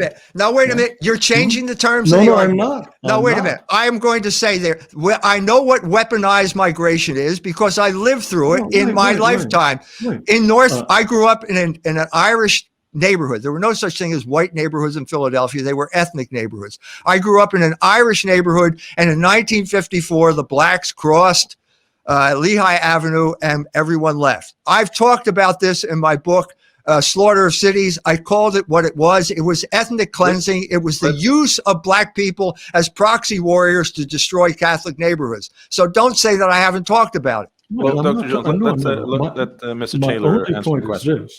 If you have one African girl living in Poland, if she does not conform and eat sandwiches, she's going to live a very, very lonely, virtually impossible life. It is once the number of Africans reaches a certain critical mass, and they will be an unabsorbable, absolutely unabsorbable, indigestible minority. And what happened in your neighborhood, who is to say that the Catholics who moved out were somehow manipulated by a weaponized ideology? They moved out because they knew what black people would bring. They knew how their neighborhood would change.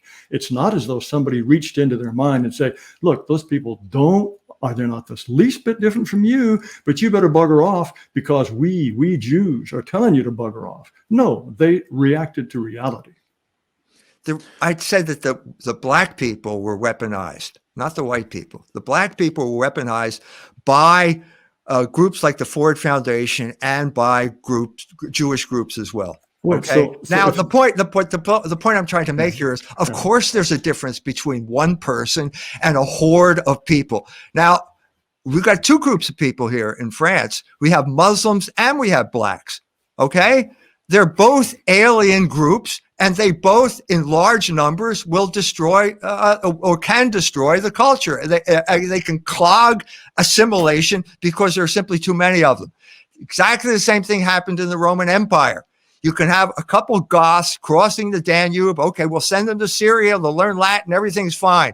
When the entire Gothic nation crosses the Danube, it's only a matter of time before they take over and it becomes the Gothic kingdom. Of course that can happen. Okay, but they're two different things, and race is not the crucial factor there.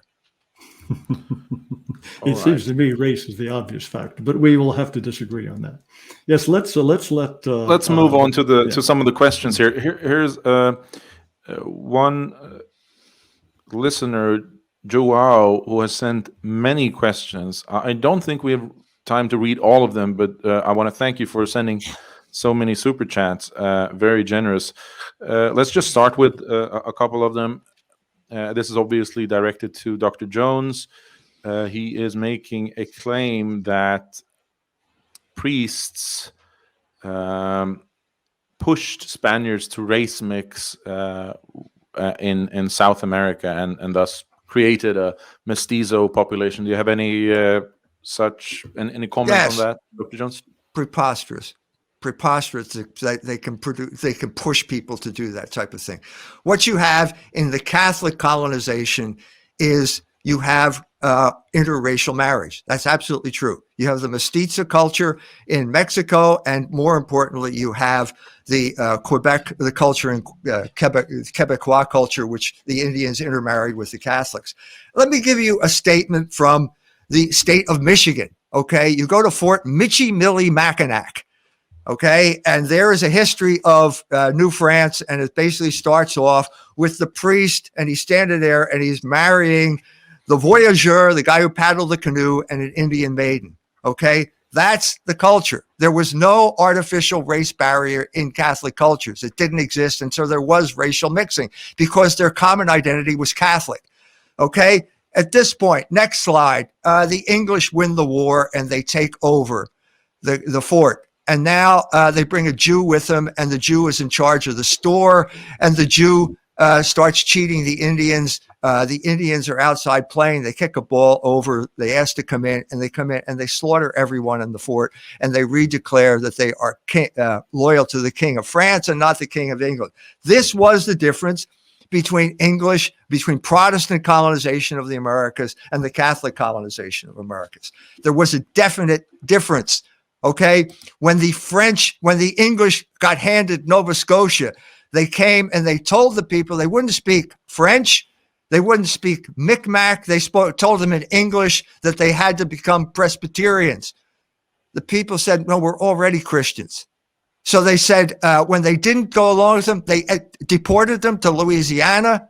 And then when that didn't work, they scalped them. They put bounties on scalps. This is the difference between Catholic, which gives you a real identity, and Protestant, these national churches, which ended up being fronts for white, or whatever you want to call British imperialism. Right. Let's just try to keep these comments rather short because we have many questions. Mr. Taylor, yes. If I might ask a brief question of Dr. Jones. If it is Jews who weaponized race and who injected it as this malevolent force into American and world society, why is it that Jews who are behind are the ones who are most active at making us believe that race doesn't matter? If you were to move to the shared screen, you could see that beginning with Franz Boas and then Richard Lewontin, who is died recently, Stephen Jay Gould, Stephen Rose, Ashley Montague, better known as, well, not so well known as Israel Ehrenberg. All of these people are Jews. So today, it seems to me that Dr. Jones' allies are Jews in terms of trying to make race an insignificant thing. They are far from weaponizing it. They are wanting to make it count for nothing. It depends on the period you're talking about. Okay. It changes over a period of time. So you could say, okay, Franz Boas, yeah, right. They were anti-biological people at that time.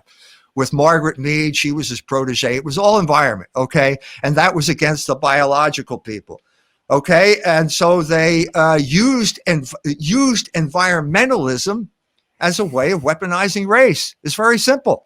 Well, that's what Brown versus School Board is. It's all environmental sociology, weaponizing race, using race and saying all we have to do is change the environment and everything will be fine. And so we have to use these racial categories. Then you go to critical race theory, and then it turns out that it's different now. But it just changed over periods of time. They use it, they weaponize it in one way, and then they weaponize it in another. Well, wait, how are they weaponizing race? They're clearly your allies. If you say race is an unimportant fiction, that's now exactly what the forefront of Jewish intellectuals are now saying. Exactly that's Noel Ignatieff, and he's not the same as Franz Boas. No, it's completely different. They are weaponizing. They're saying race is not important. Okay. Mm-hmm. At the time of Brown versus School Board, is environment's important. And so we're going to change the environment based on racial categories. So they're weaponizing race. But now they're de-weaponizing. Well, any case, no, they're weaponizing weaponizing it a different way. Weaponizing it a different way. Yeah, of course. All right. Race doesn't exist, but we're going to use it as a nuclear weapon. No, anyway. First of all, did I say that Uncle Tom's Cabin does not exist? I said it's a fiction. Of course it exists. It exists as a category of the mind, which then can be weaponized. That's the whole point I'm trying to make here. Okay. It eludes me, but let's hope it does not elude the audience. But Dr. Jones, the entire left-wing establishment is preoccupied with deconstructing race and saying that race doesn't exist and race is not important. Would you acknowledge that? No, they're saying the exact opposite. They're saying race is very important. It depends on what are you talking about? Are you talking about the civil rights movement in 1960, or are you talking about critical race theory right now? Critical race theory is okay. Let me just race theory is saying race is very important. I'm going to specify my question. For example, if I want to object that white people are becoming a minority, ethnically, racially, Swedish people are becoming a minority in Sweden, and that's a problem, or that racially Norwegian people are becoming a minority in Norway. The entire left-wing establishment will say that no such thing exists. And if I'm complaining that white people are being victimized as white people and that it's okay to attack white people, because there's this hierarchy of victimology, and white people are not allowed at all to look out for their interests, because the intellectual academic establishment and the cultural establishment unanimously will agree that white people are not allowed to, because they don't exist. I agree with you. That's exactly what's happening. White people are being demonized. But you're switching terms here, because one point you say Norwegian and then you say white people. Well, which is it? I was just giving you an example from a country. But they're two completely different things. They're two completely different things. No, they're not. One is an ethnic group and one is a racial construct. You're mixing metaphors here. No, I'm not, because it's. I've said this before. It's sort of like saying that, mentioning cars and then mentioning a BMW as a specific example of a car, and Norwegians are a specific example of white people who are not allowed to look out for their interests. I mean, this is an artificial category that you're imposing on a place where it didn't exist.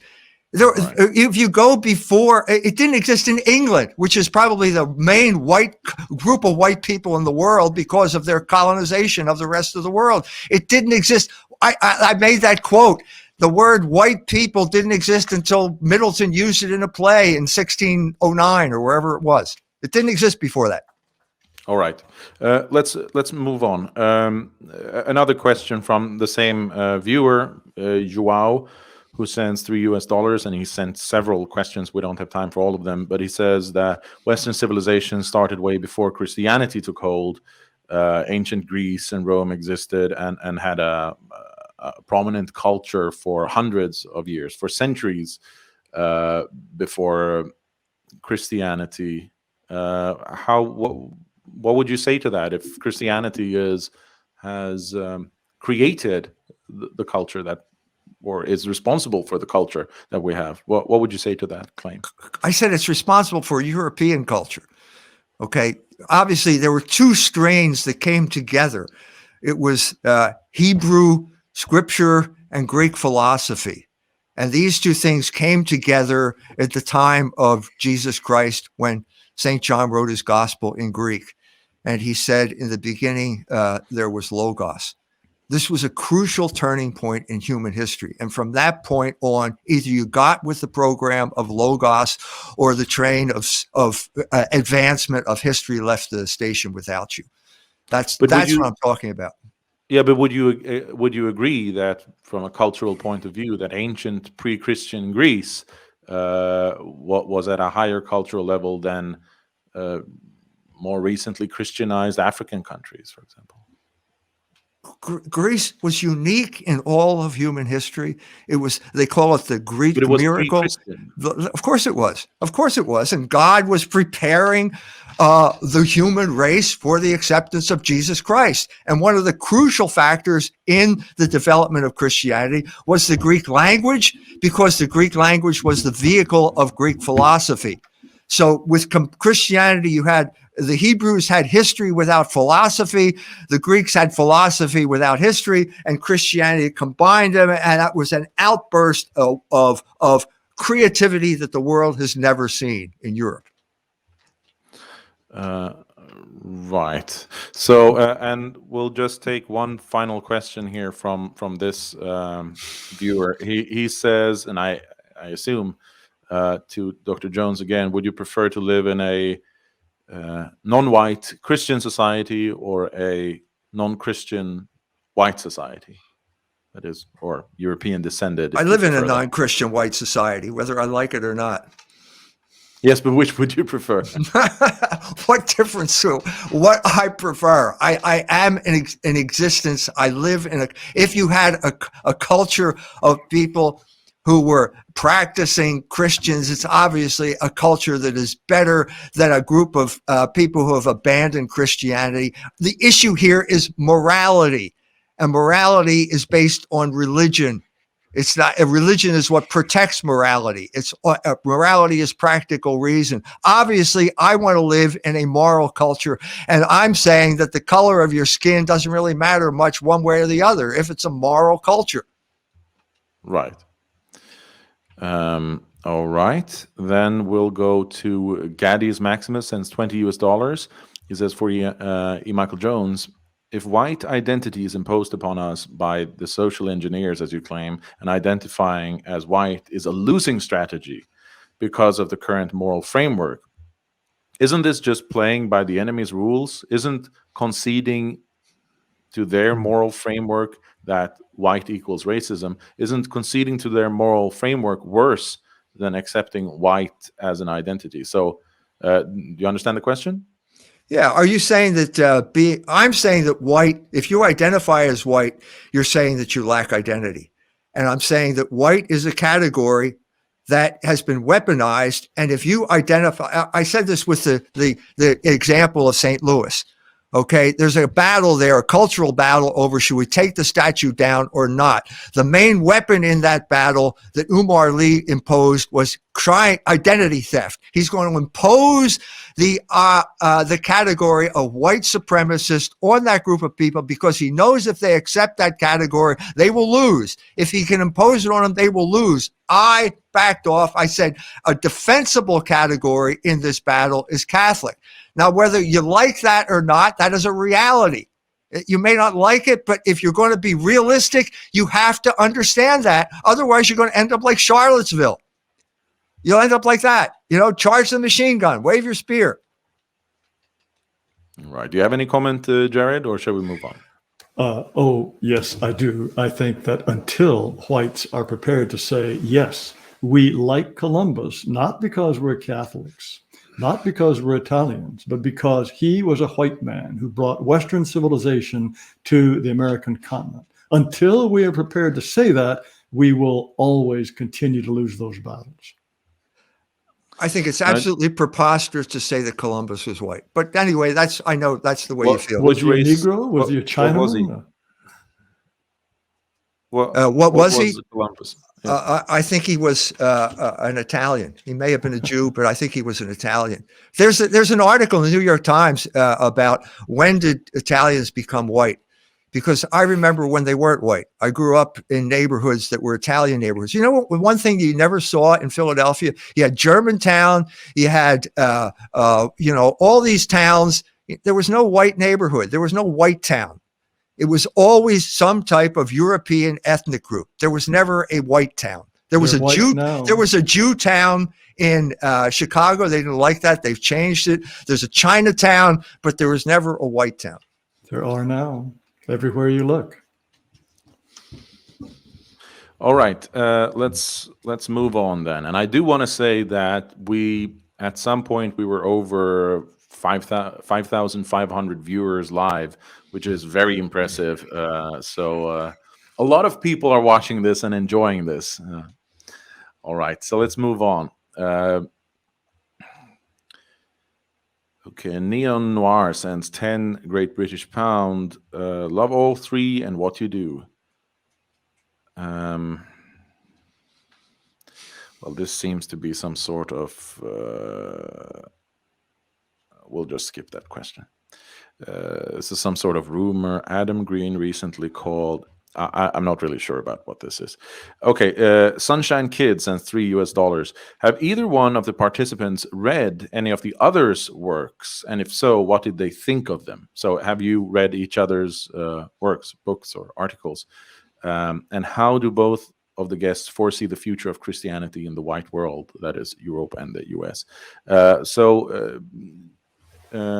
Jared, for example, let's start with you. Have you read any of Dr. Jones's work? And I confess I have not read any of Dr. Jones's books, and I confess that is a great lacuna in my cultural formation.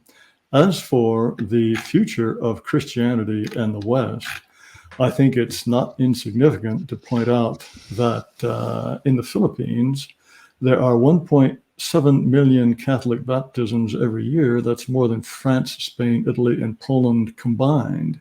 And in Uganda, 35 to 40% of the population are Anglican, and some 30% are Catholic. This makes it more Christian than Britain, where 44% of the population expresses no religious affiliation at all. And I think it's not without relevance that 49% of the College of Cardinals are from third world countries. The momentum in Christianity is not in Europe. And so increasingly, it is no longer, as Hilaire Belloc said 100 years ago, Europe is the faith and the faith is Europe. Eventually, the faith will be everything but Europe. Dr. Jones, what are your thoughts? Or first of all, have you read any of Jared Taylor's works? I familiarized with Mr. Taylor's works. Yes, I did. And I expressed my feelings about them in the speech I gave. Now, in terms of the future of Christianity, if you're talking about Africa, yes, you're right. The church is growing in Africa and it's declining in Europe. That's absolutely right. Okay. The only hope for Africa that I see is in the Catholic Church. It's riddled with corruption. I was in Tanzania. I did a biography of Julius Nyerere. You can go to Tanzania. That's the Catholic first president, the founding father of Tanzania, a Catholic. And you go to Tanzania, you go to Dar es Salaam, and you'll see the fact that millions of dollars of aid money went in and it never got out of Dar es Salaam. It's corrupt. There's a corrupt government that is basically holding back development there. They had a breakthrough in terms of President Magufuli, who was making great progress, and he was murdered because he wouldn't go along with the COVID agenda. Okay, this is a constant problem in East Africa. They have never gotten over colonization. I've written extensively about the role that Mutumba, used clothing, is playing in East Africa. It's wrecking the economy. When the East Africans awoke to this fact, they banned it. And then the Jewish rag pickers from New Jersey went to the Secretary Mnuchin and they threatened him with sanctions, and they all backed down. So the main problem facing the Catholic Church right now in terms of its development is the Jewish question. They are cut off. The church as it exists right now is not preaching the gospel on this issue. And if they want to get make progress in regaining Europe, they're going to have to address that issue. May I just point out that blaming it on colonialism seems a bit of a stretch. Uganda and East Africa have been independent of British rule for 70 years now. And the fact that they are Christians doesn't seem to have rescued them from the typical African morass. I've never done a study of this, but my guess is that if you compared Muslim African countries to Christian African countries, you'd find very little in terms of social trust, in terms of GDP per capita, in terms of all the indices of progress. The Mutumba, the question of used clothing is imperialism. It's colonialism. That's the neo-colonialism as it exists today. So I already mentioned that. That hasn't gone away. It's just changed its shape. All right. We have been going for more than 2 hours, and both of you are very generous with your time. If you have to leave or anything, if we have to cut this short, please do let me know. Otherwise, I'll just continue with the questions. Till when? Another 4 hours or what? Can you give me some type of sense of when this is going to end? We have a bunch of questions. 5,000 questions. Yeah. I don't really know. We probably have 15, well, 20. let's have a reasonable amount of time, and then you want to go for 2.5 hours? That's reasonable to me, and then we'll cut it off. That sounds good. Okay, Jared? I'm with you on this one, Dr. Jones. I don't think we should be carrying this on sine die. No, I know. So let's just go quickly through some questions. Row House sends $10. Do both agree that the left only sees white as a race when it's a bad thing? Too many CEOs, too many whites in Hollywood, for example. However, when you mention a white majority nation, they say, what is white? How does Mr. Jones propose a way to stop the left from focusing on race? Dr. Jones, any comments? I think left is a meaningless category now. Left and right are meaningless categories. The issue is Jewish control of our culture. That's what we have to deal with. The CEOs that you're talking about, Lloyd Blankfein, Hollywood, these are Jewish operations, and we have to face the Jewish question. It's that simple. Right. Jared, do you have any comment on this? It's certainly the case that whether Jewish or not, the elites are very much opposed to any kind of positive white identity. I can't remember a single politician in my lifetime ever having said anything good about white people, or having said that we contributed anything of worth to not only American history, but world history. So yes, whether the problem is Jews or whether the problem is, and I think this is a very serious one, a matter of an almost inbred pathological altruism of whites that makes us easy to manipulate. Very clearly, whites have to wake up and realize that they must take their own side in these arguments. Do you agree, just briefly, do you agree that left is now a meaningless term? Generally, yes, left and right. Sometimes you will find leftist arguments being made by people on the right. That, of course, goes back to the French Revolution. A lot of things have changed politically since then. It's a kind of convenient shorthand, but it's still the case that a number of views coalesce in terms of liberalism or conservatism. I think, for the most part, those categories now are still artificial. Right. Here is a name that I can't pronounce. Domhnall O. Sub. It's obviously a Prince of Bear. $3. He says, does Dr. Jones believe that if the Irish people were replaced by Polish Catholics born in Ireland, that we could say that the Irish people and Irish nation still existed? So this is a philosophical question for you, Dr. Jones. Yes, the history of Ireland is a history of invasions, of various people coming and invading, leaving their DNA behind. Yeah, they did leave DNA behind. So yes, what retains? The question is, what is the vehicle for the continuity of the Irish people? It's not the DNA, it's language, culture, and religion. That's the vehicle, and that has in the past absorbed all different kinds of DNA, and it certainly could absorb Polish DNA if there is such a thing. There's no such thing as Polish DNA, but they could absorb Polish immigrants up to a certain point. You can weaponize Poles as well. If you suddenly flooded the Ireland with Poles who couldn't speak the language and wanted to take over of course you'd have a Polish-Irish conflict. I watched this in Philadelphia. There were conflict between ethnic groups in Philadelphia. Of course, there's going to be contention, but the point of this is it's not DNA. It's the fact of how many people are coming in. Can they speak the language? Can we assimilate them? What's the economy like? These are the mediators of conflict. I would say that at some point, DNA is an irreducible necessity. By Dr. Jones' argument, if you had intelligent robots speaking the Irish language and behaving like the people of Ireland, then he would be satisfied. I would not be. If I were Irish, I would want my descendants, my biological heirs, to be Ireland, not some implant. But I would certainly prefer Poles to those from Uganda. Robots are not human beings. Okay. No, they're not. But if all you care about is the way people behave, why not use robots if you don't care about their biology, if you don't care about their DNA? That's actually a very good question. I think it's preposterous, but if you think it's good, okay. I don't see any point in discussing it. We're talking about human beings, not robots. Yes, but but the philosophical point is that if your hereditary relationship to other creatures is not relevant, then that's an extreme example. Did I say that heredity is not relevant? Did I say that? Isn't I said exactly the vehicle of Irish identity is language. Okay, and there was crisis there because the Irish language was stolen from them, so that caused a crisis. It's religion, of course, that's a crisis too, because you had the Protestant colonization of Ireland and the destruction of the Irish people through things like a famine and so on and so forth. These are the crucial factors. Race had nothing to do with that.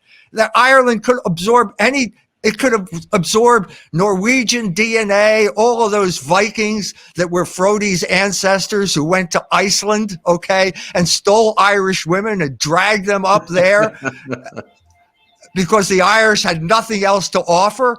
Okay, what about them? They were assimilated. All right.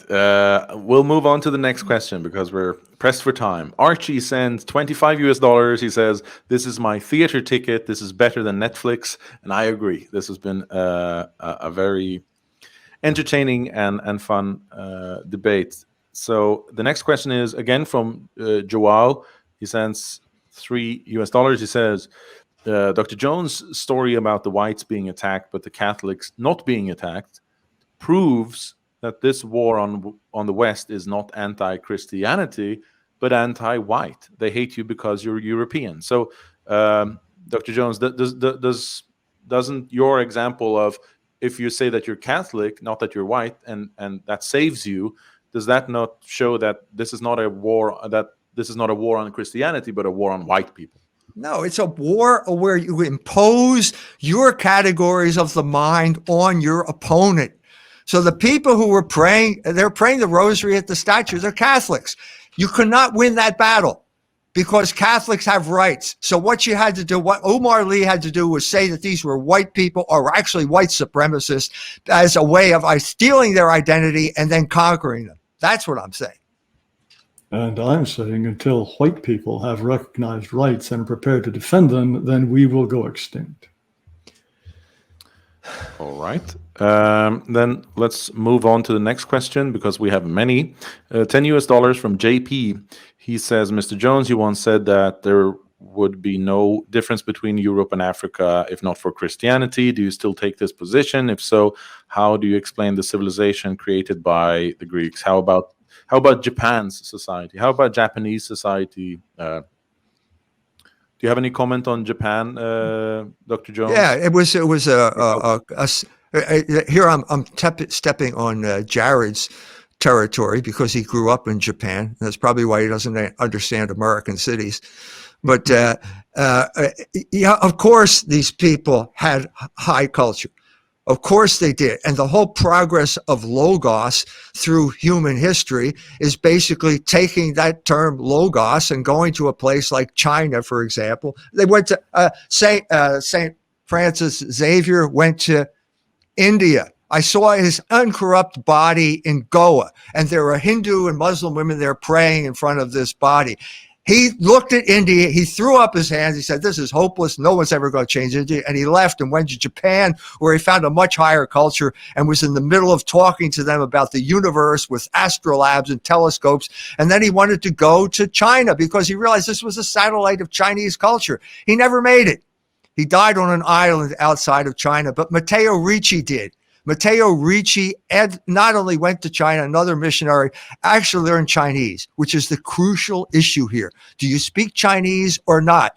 He made huge inroads, got to the emperor, and then died. And then this whole controversy got punted back to Rome, where they made the wrong decision, okay, on ancestor worship. They said it was idolatry when it was really just like decorating your mother's grave, you know, that type of thing. And so they sent a Portuguese guy in who didn't speak the language, made a fool of himself, and that was the end of Christianity. It revolved around logos because the Chinese had something. They had Tao. That was a preliminary step toward logos that never developed. It was like Urta in India. There was a preliminary development of logos, and it never developed. The only place it developed was Greece. That's why we use the term logos. It was a completely unique But it developed experience. before Christianity, right? Of course it did. Of course it did. Who's disputing that? Well, an interesting point on Francis Xavier. He did try to learn Japanese, but he found it so difficult that he was convinced that Japanese was a language invented by the devil to be so fiendishly difficult that no Christian could learn it and Christianize the Japanese. That's right. This shows the achievement.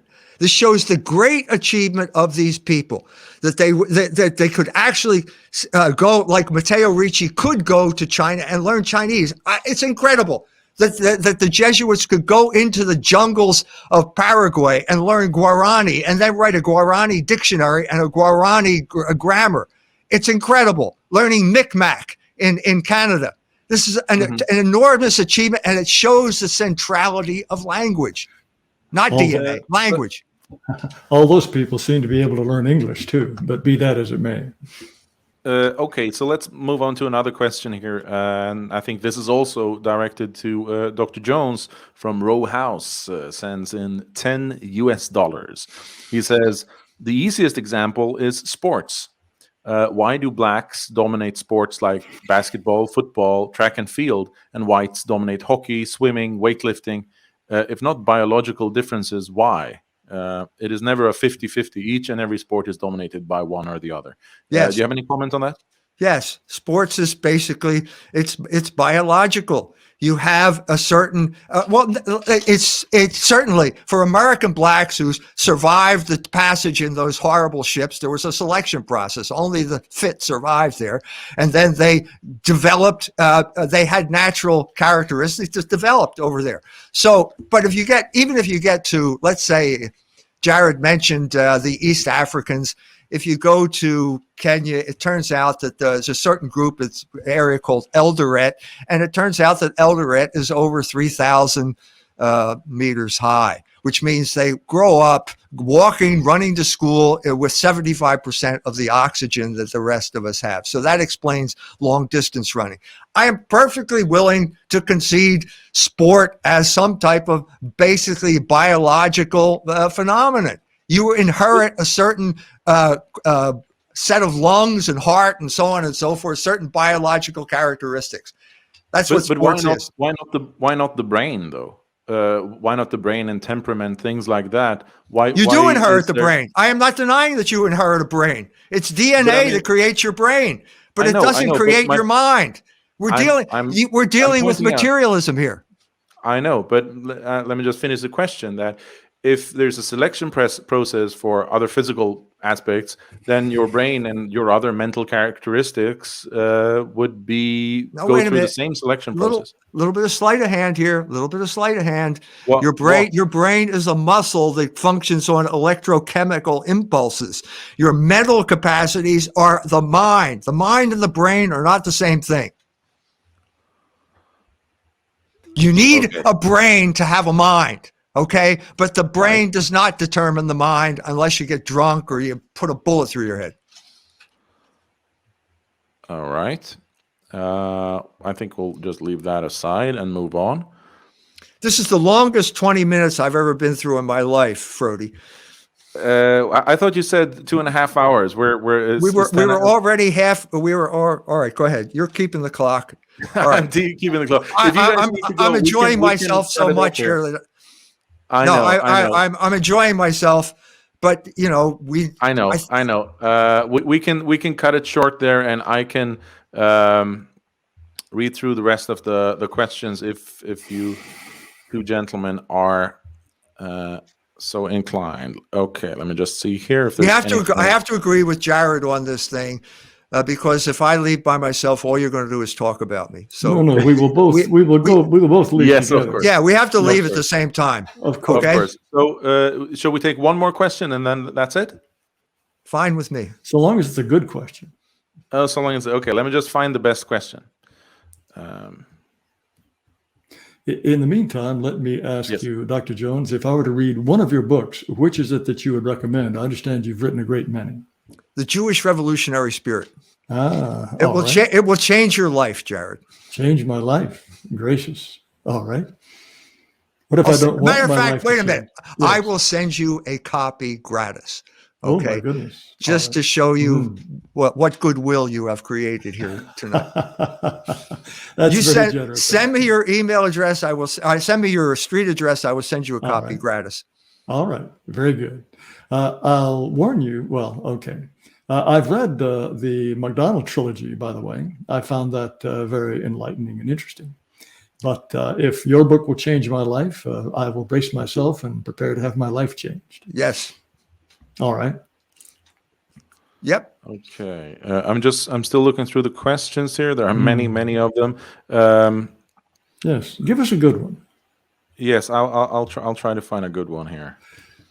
And in the meantime, I don't suppose you've read any of my actual books, have you? No, I have. I have. Oh, I have read your book, but it was years ago. It's years ago, and that was probably Paved with Good Intentions back when I did. That's exactly the one that I read. I read that years ago. Right. At that time, you were writing some very interesting things about race. I remember being struck by an article you wrote about the kind of sexual dynamic that was behind the movement to integrate. And I remember being impressed by your bravery in making that point, that access to white society was, in many respects, access to white females.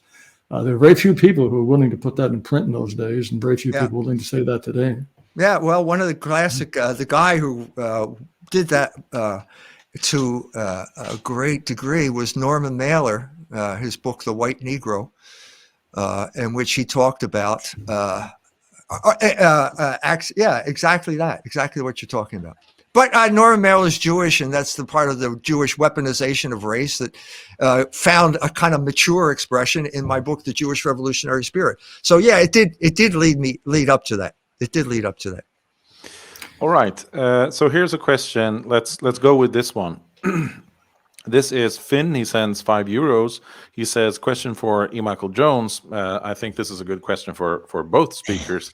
You say that race is being weaponized. If that is true, then should white people of the Indo-European race not be cognizant of who their tribe is, considering that the Jews' rise and power is totally based in their awareness of their tribe?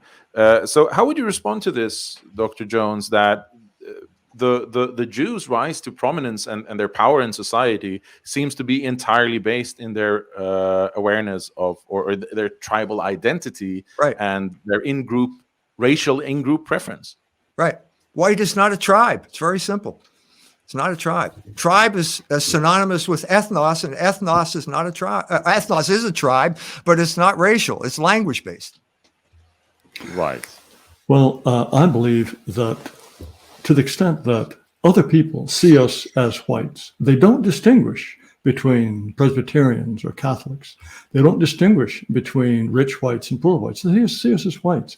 We exist objectively in the eyes of others, but until we exist subjectively and recognize that, like it or not, we have become a tribe. We've become a tribe that grew out of tribes that came from Europe that may have fought each other there, but here, unless we recognize our commonalities in the face of those who are opposing us because we are white, then we will never be able to defend our interests. There is no solidarity among white people. John J. McCloy was whiter than you, and he orchestrated the ethnic cleansing of North Philadelphia using black proxy warriors. There's no solidarity here. There's never been solidarity in American history. It's always been a conflict between groups that are both white. That's the whole history of America. Not true at all. There has been a very concerted white solidarity up until the integration movement, up until 1954. There were segregated schools in the North, segregated neighborhoods in the North. The idea that there were no segregated neighborhoods in the North. There were ethnic neighborhoods in the North where if you were a Bohemian, if you were a Czech and you moved into a German neighborhood, they'd throw rocks through your windows. That's a complete fiction. Well, but the neighborhoods, even though fictions are real, that's a complete fiction. But the neighborhoods that were black, they were segregated too, and no one. There were no black neighborhoods until World War I, and then World War II was the great. Look, you grew up in Japan. I grew up in Philadelphia. I know what I'm talking about. Well. Frody. All right. Say something, Frody. We need he's going to wrap it up. We need the Norwegian point of view. I am going to wrap it up. Okay, good. Yes. Good.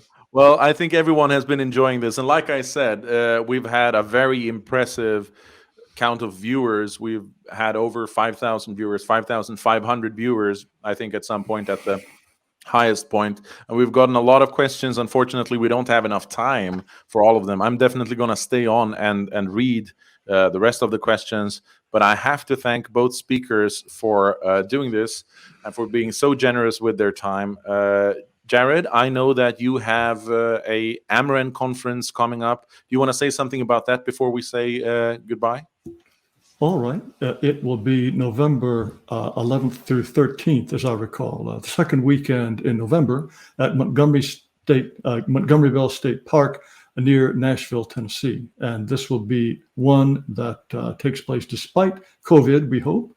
And all of your listeners and viewers, I think, would find it very interesting. Just out of curiosity, though, you said there were 5,500. How many bitter enders do we have now still listening? What kind of attrition has there been? Do you dare say? Well, we still have pretty much the same number right now. So we have over 5,000 people watching right now. Yes. Gosh, well, Mr. Jones, you and I will bow out at the height of our popularity. All right. Thank you so much, Jared. It's been a pleasure. It's been a pleasure to have you on. This has been thank you. Send me your street address. I'll send you a copy of the Jewish Revolutionary Spirit. Goodbye, all of you. Thank you so much, Jared. And Dr. Jones, this has been very interesting, and a lot of people have enjoyed listening to this. Thank you so much. Thank you, Frody. You want to say? Yes, the second edition of the Jewish Revolutionary Spirit is out. It's after 13 years of concerted attack on me for writing the first edition, it's convinced me that I tapped on something that is a category of reality that you simply have to understand if you want to understand human history. It's a crucial turning point in human history, a crucial armature of human history, and it's available at culturewars.com or fidelitypress.org. All right. Thank you so much. This has been my pleasure. And like I said in the beginning, that if and when we can organize a conference again, I'd love to have you on so we can meet up in person and so the audience can meet you as well. Thank you so much for doing this. You're welcome.